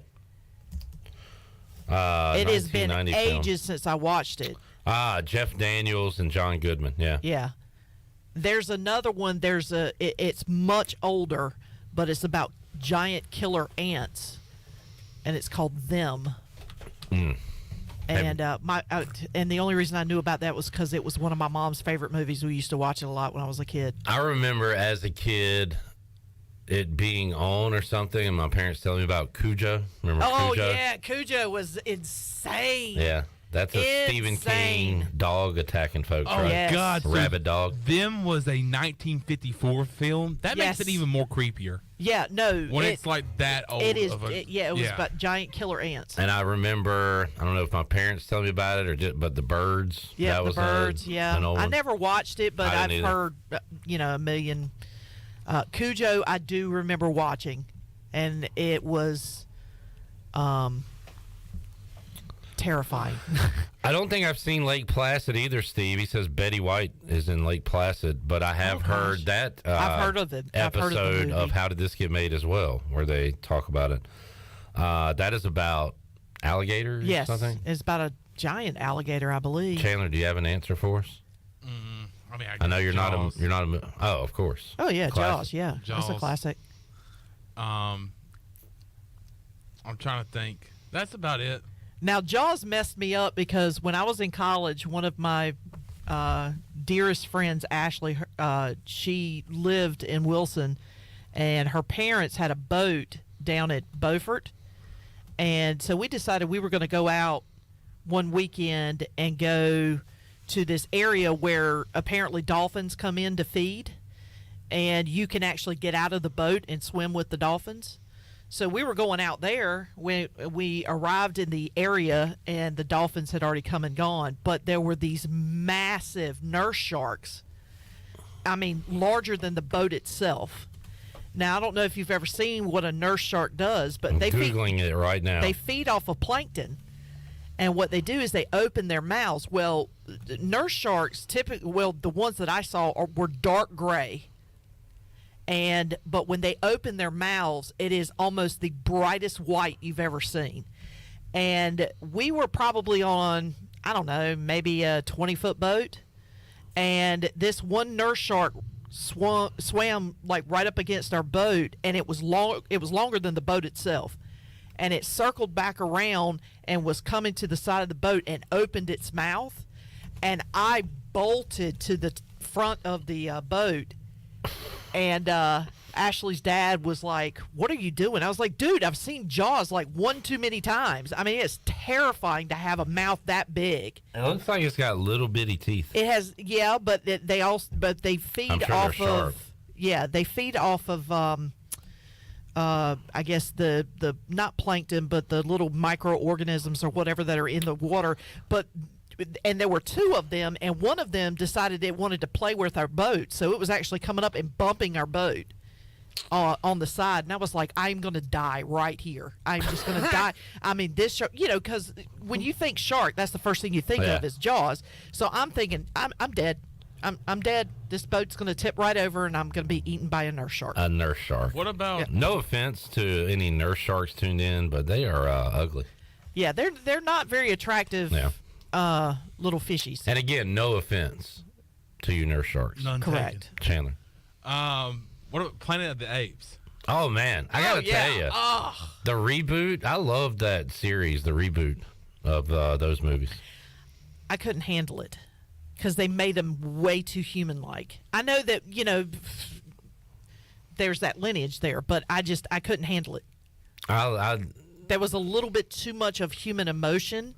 I don't go to the theater a lot. I went with took my stepson to go see like the last one that came out. I was so excited for it. I really like those movies for some reason. I couldn't handle it. Like there's one scene where one of the apes is getting beaten or something, and there's another one that's just looking at him, and you could just visibly see the pain on his face, and I'm just like, can't handle it. No. It hits you. Oh yeah, it hits you. That's why I can't watch it. All right, let's open up the booty bag. Sure. Booty, booty, booty, booty, booty everywhere. Booty, booty, booty, booty, booty everywhere. All right, 317-1250. What are we giving away on this Thursday? A $10 gift card to Familia. You know what? You might see me there. I think I might do a little takeout tonight. I'm doing that too. You lie. I swear. What are you getting? Their Italian hoagie is a really, really good sandwich. I tried it for the first time the last time I got some, and I'm going to try it again. I might get a pizza because I have an air fryer at home, and just refrying a pizza that's cold in the air fryer is delicious. So I'll probably get a pizza to have for tomorrow's supper too. I'm going to see what their pizza of the week is and check that out. All right, so 317-1250, what caller? I'm going to go with caller 8. All right, 317-1250, caller 8 as a winner. We're back with the big man on campus, Jeff Nadu, after this. Jeff Stein for Brown & Wood, our special guest today. Jeff, the holiday travel season is here. Folks are going to be traveling. How can you help them out in the service department? With the winter months coming, customers are putting on new tires, getting alignments, making sure we check their brakes. We also have an increase in parts inventory, so that's speeding up the process for the customer. And don't forget, we have free pickup and drop-off. To make an appointment, you can visit our website at brownandwood.net or give us a call at 252-355-6080. Brown & Wood, 4 brands, 3 generations, 2 rooftops, and 1 goal to make sure you leave a happy customer. Don't stress this holiday season. Give the gift of beauty. A gift certificate from Beauty Bar Medi-Spa will not only bring a smile to that special someone, it will smooth wrinkles, tighten skin, erase veins and brown spots, and get rid of unwanted hair. Visit the professionals at Beauty Bar Medi-Spa in Greenville. Available now. Gift certificate specials for her or him and BOGO stocking stuffers. You save and they glow. Visit us at beautybarmedispa.com. Go Pirates! UBE and PirateWear.com is excited to offer Pirate Nation the largest selection of new ECU merchandise and tailgate supplies ever. UBE has the best prices in town, so that makes UBE your one-stop shop for all things ECU. UBE does daily restocks of Champion, Adidas, and Under Armour. Don't forget to bring your young Pirates in to plunder the Crow's Nest, which is the only kids store dedicated to ECU. Plenty of free parking uptown in Greenville. Visit them at PirateWear.com. Go Pirates! Hey Pirate fans, this is Cliff Godwin. I want to invite you to join our team on Saturday, January 28th for our 2023 Pirate Baseball Banquet. This event will be hosted by Pirate Radio's Brian Bailey, and we have former Pirate and current MLB player Alec Burleson as one of our keynote speakers. We will have a silent auction and an autograph hour at the ECU Student Center. The meal will be provided by the famous McCall's Barbecue and Seafood. All proceeds from the banquet will go directly to ECU Baseball. Get your tickets today at ECUPirates.com. We look forward to seeing you there. Go Pirates! With over 30 locations across North Carolina and southeastern Virginia, Quality Equipment is your local John Deere dealer, where you'll find everything you need for your next project. Our complete lineup of John Deere lawn and garden, agricultural, and commercial worksite equipment comes with years of experience, expertise, and dedication. We know what it takes to get it done right. Stop by today or visit us online at qualityequip.com. You've had your new computer a few years now, but lately it's been running super slow, acting strange, and you're worried about viruses and losing data. This is driving me mad! Let the experts at University PC Care in Greenville and New Bern professionally diagnose your Mac or PC to see what's really going on. They'll determine the root cause and not just symptoms, so you don't waste money fixing the wrong issues. Call 252-558-1280 for in-store or remote service, or make an appointment online at universitypccare.com.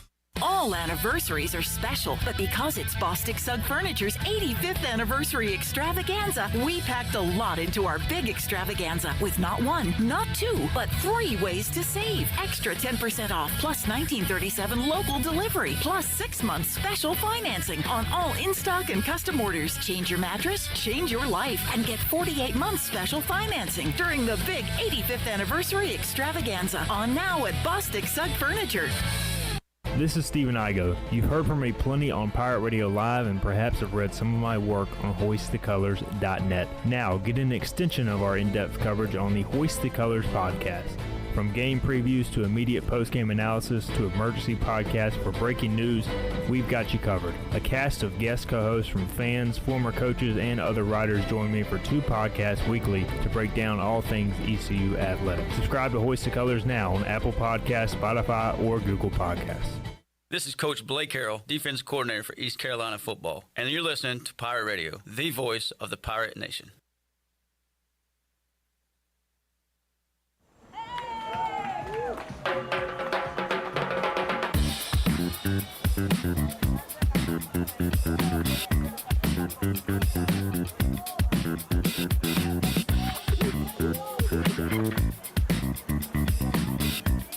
You're listening to Hour 3 of Pirate Radio Live. This hour of PRL is brought to you by Bud Light, reminding Pirate fans to stay in the game and drink responsibly. Bud Light, the official beer of the ECU Pirates, and proudly distributed by Carolina Eagle Distributing since 1989. Now, back to the show. Welcome back. Do you want to get rid of wrinkles, tighten and lift your skin, smooth your skin texture, erase veins and brown spots, and get rid of unwanted hair? Are you interested in Botox or filler? Contact the licensed professionals at Beauty Bar Medi Spa on Red Banks Road in Greenville. Free consultations available by calling 752-1406 or visiting beautybarmedispa.com. Enjoy your visit. Love your transformation. And congratulations to Pam Odom of Winterville. Picked up a $10 gift card to Familia. Familia is your place for great Italian food. Whether it's great New York-style pizzas, homemade meatballs, lasagna, chicken parm, or the delicious homemade desserts, Familia is a winning play every time. For dine-in or takeout, make Familia your go-to play when you have a hungry team. Familia on Fire Tower Road near Pitt Community College. Now let's head back in to PRL. Here's Clip. All right, back with you on Pirate Radio Live. Take a look at what's going on tonight in college hoops and this weekend in college football with the BMOC, the big man on campus, Jeff Nadu. Barstool Sports joining us on the Pitt Electric Live line. Jeff, how you doing, man? Good. How are you, Clip? Good. I hope you had a good Thanksgiving, Jeff. And we didn't talk to you last week, so let me ask, what's your favorite Thanksgiving side dish at the table? I can't say I have a favorite. I like them all, Clip. I don't pick just one. I eat it all. I would probably say, I don't know, cream corn we have. I'm a big cream corn guy. All right. To be honest. But stuffing, mashed potatoes, whatever, man. Don't bother me. So when it comes to gambling, you are quality over quantity. When it comes to Thanksgiving, it's quantity. But it's all quality, right? So Thanksgiving don't cost me anything. There you go. Big man, I got to say, it is kind of sad to see no college football on the slate. We are at that time of year, but there's college hoops mixed in. There's some NFL tonight. And, of course, you've got the championships beginning on Friday. Let's start with college football, and let's look at some of these championship games going on, Jeff. And you've got 3 coming up on Friday, the MAC, Conference USA, and, of course, USC and Utah in the Pac-12 championship. Narrow line in that one with USC a 2.5-point favorite. Utah knocked them off earlier this year. USC has everything in front of them, obviously. So any thoughts on that game, North Texas UTSA or Akron Buffalo on Friday, Jeff? Well, I think the USC Utah game is obviously fascinating. The first time these two teams played, it was a great game. It was back and forth. And what do we remember? Utah goes for 2, and they get it, and they win the game. I remember. It was, we all remember that game. It was very interesting, 43-42. I guess I look at this game, and I don't really see what kind of changes here from a defensive standpoint. I mean, both these teams had over 550 yards. They combined for almost, 1,200 yards. It was just an offensive, this crazy game. I mean, both teams had over, almost 7.5 yards a play. It was wild. I don't see much changing here. Caleb Williams has locked up the Heisman. He obviously showed he could move the football. I know that Utah has gotten a bit better on the defensive side of the ball, at least from a numbers standpoint. But again, I think you throw a lot of that out due to the fact you look at who they played since then.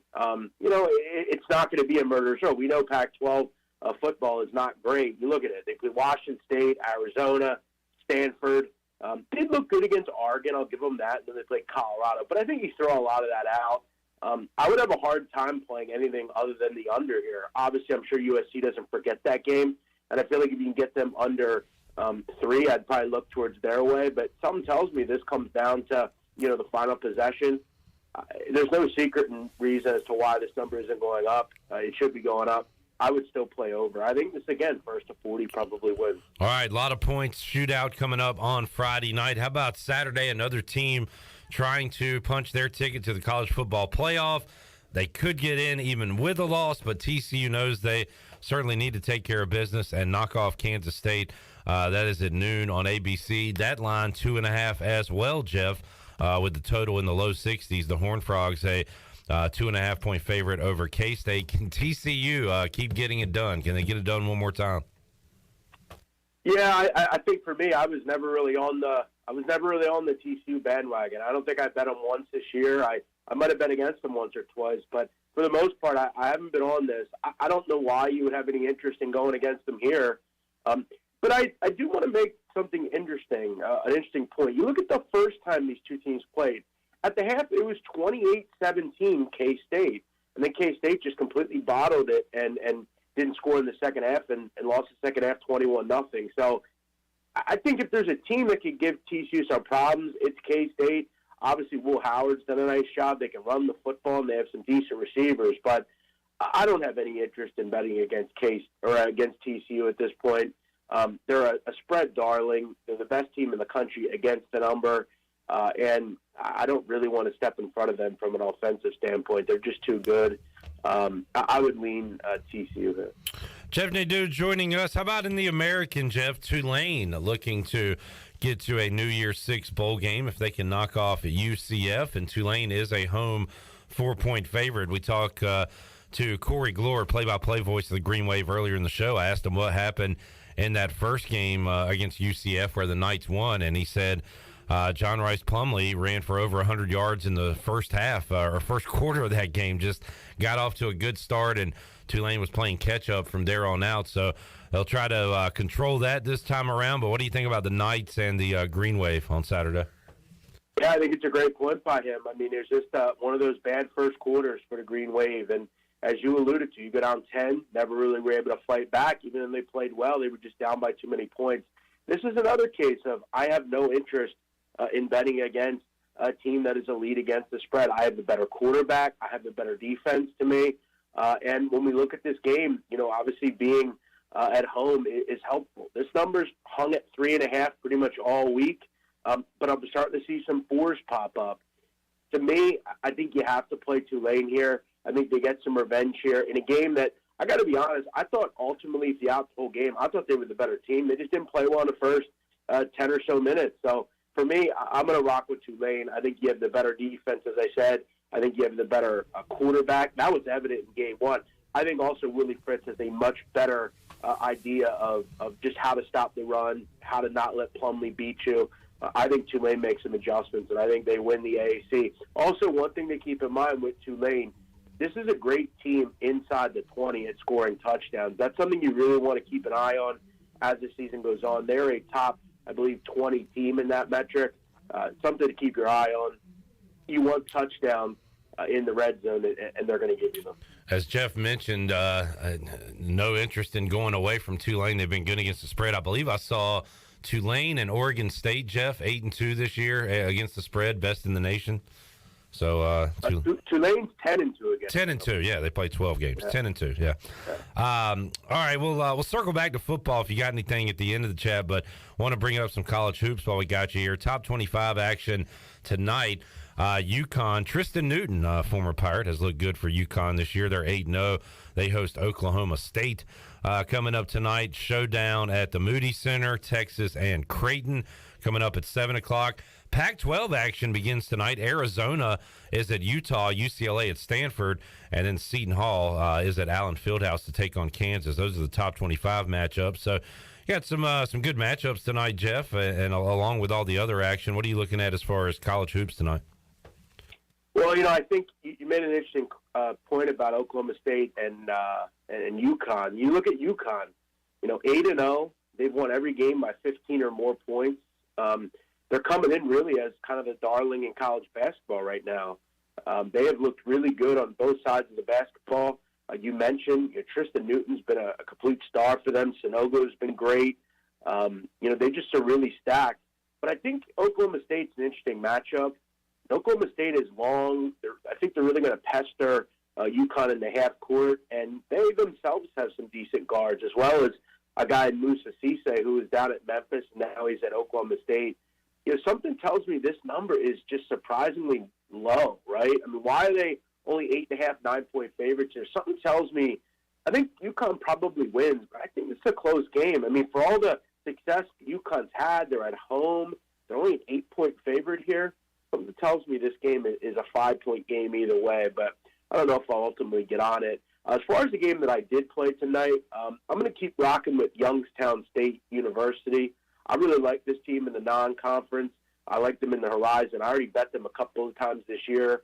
They hung around against Notre Dame, beat up Western Illinois on Saturday. I think they take care of Northern Kentucky. They lost to Northern Kentucky twice last season. Now I think this team's a little bit more complete. Northern Kentucky's dealing with some issues at the guard position right now, and Northern Kentucky has really struggled to stop the three-point shot this year. They are allowing opponents to shoot over 43%. That is one of the worst marks in America. They're going to throw a zone at you. Youngstown can really shoot. They're shooting at over 38%. They've got scores everywhere. I think they get the job tonight in really a flip atmosphere. I don't love laying a point or two on the road, but I'm going to do it here. Jeff Nadu, Barstool Sports, joining us today on Pirate Radio Live, the big man on campus. He's got the Sit Down podcast rolling, as always. Also, the big man on betting, which you can find as well. It was earlier today on YouTube, so you can go back, look at that. So, Jeff, you got a ton going on right now. The Cowboy back, I just noticed on the Sit Down podcast. Blackjack Fletcher.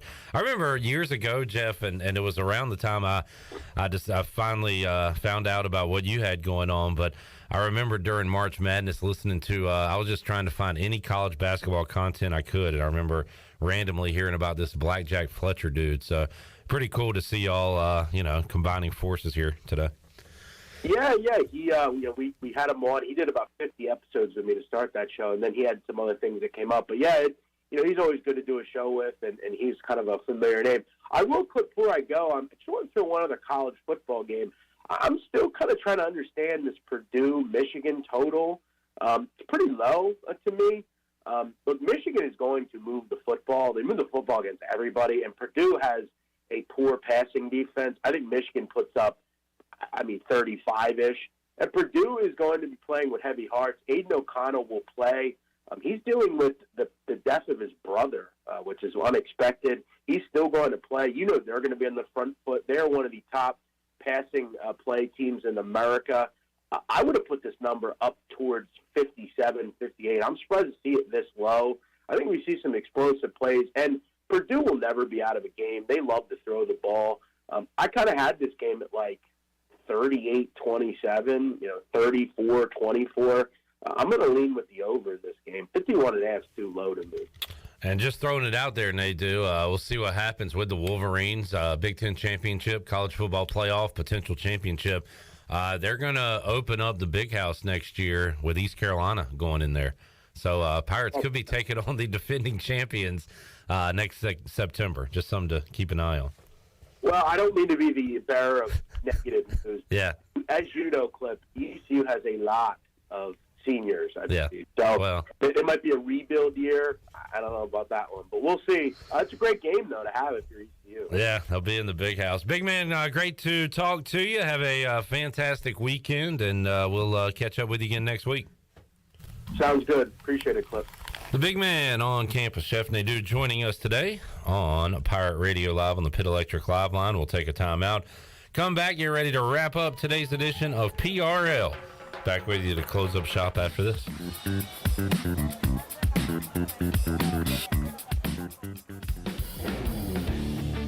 Before you hit the road this travel season, be sure to get your tires inspected by the tire guys at Greenville Auto World. The Greenville Auto World service team sells all the top brands and economy tires if you need a new set. Need an oil change, state inspection, or AC repair? Greenville Auto World can work on any type of vehicle, and the monthly oil change special is only $29.99. Make an appointment now by calling 364-8730. For award-winning service, trust Greenville Auto World.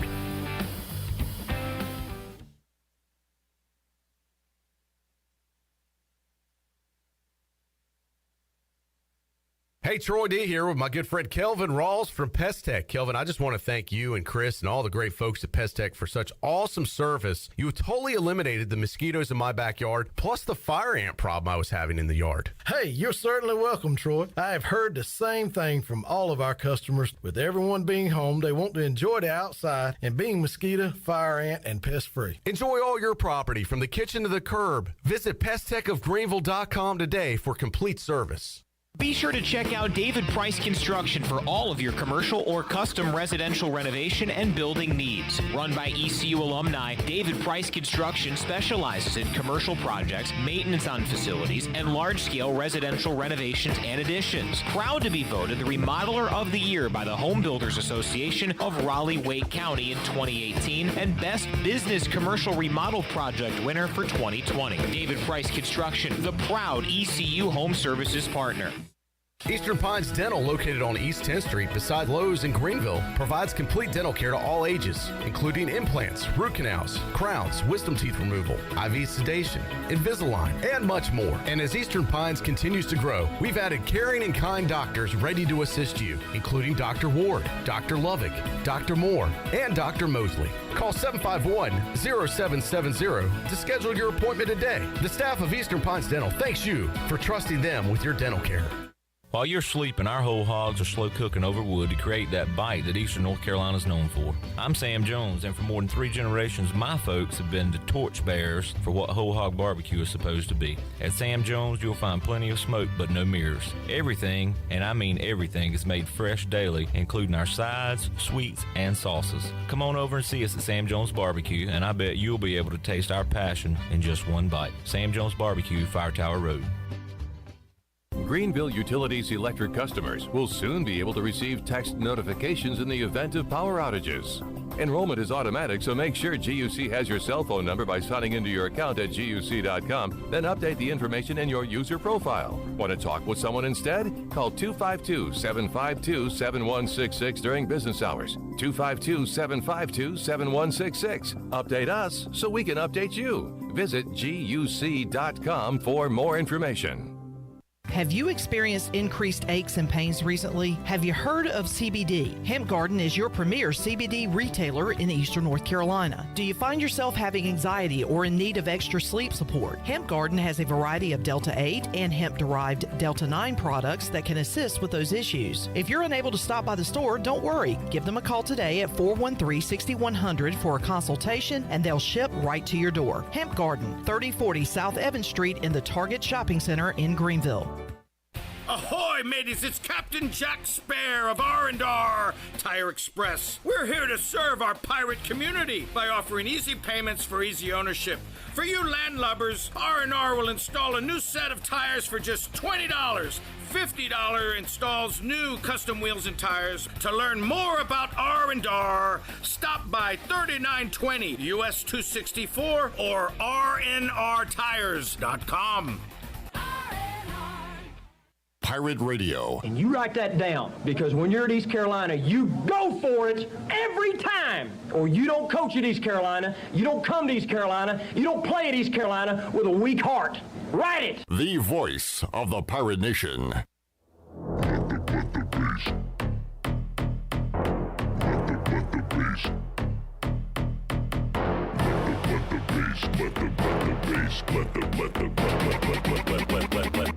Let the bass kick.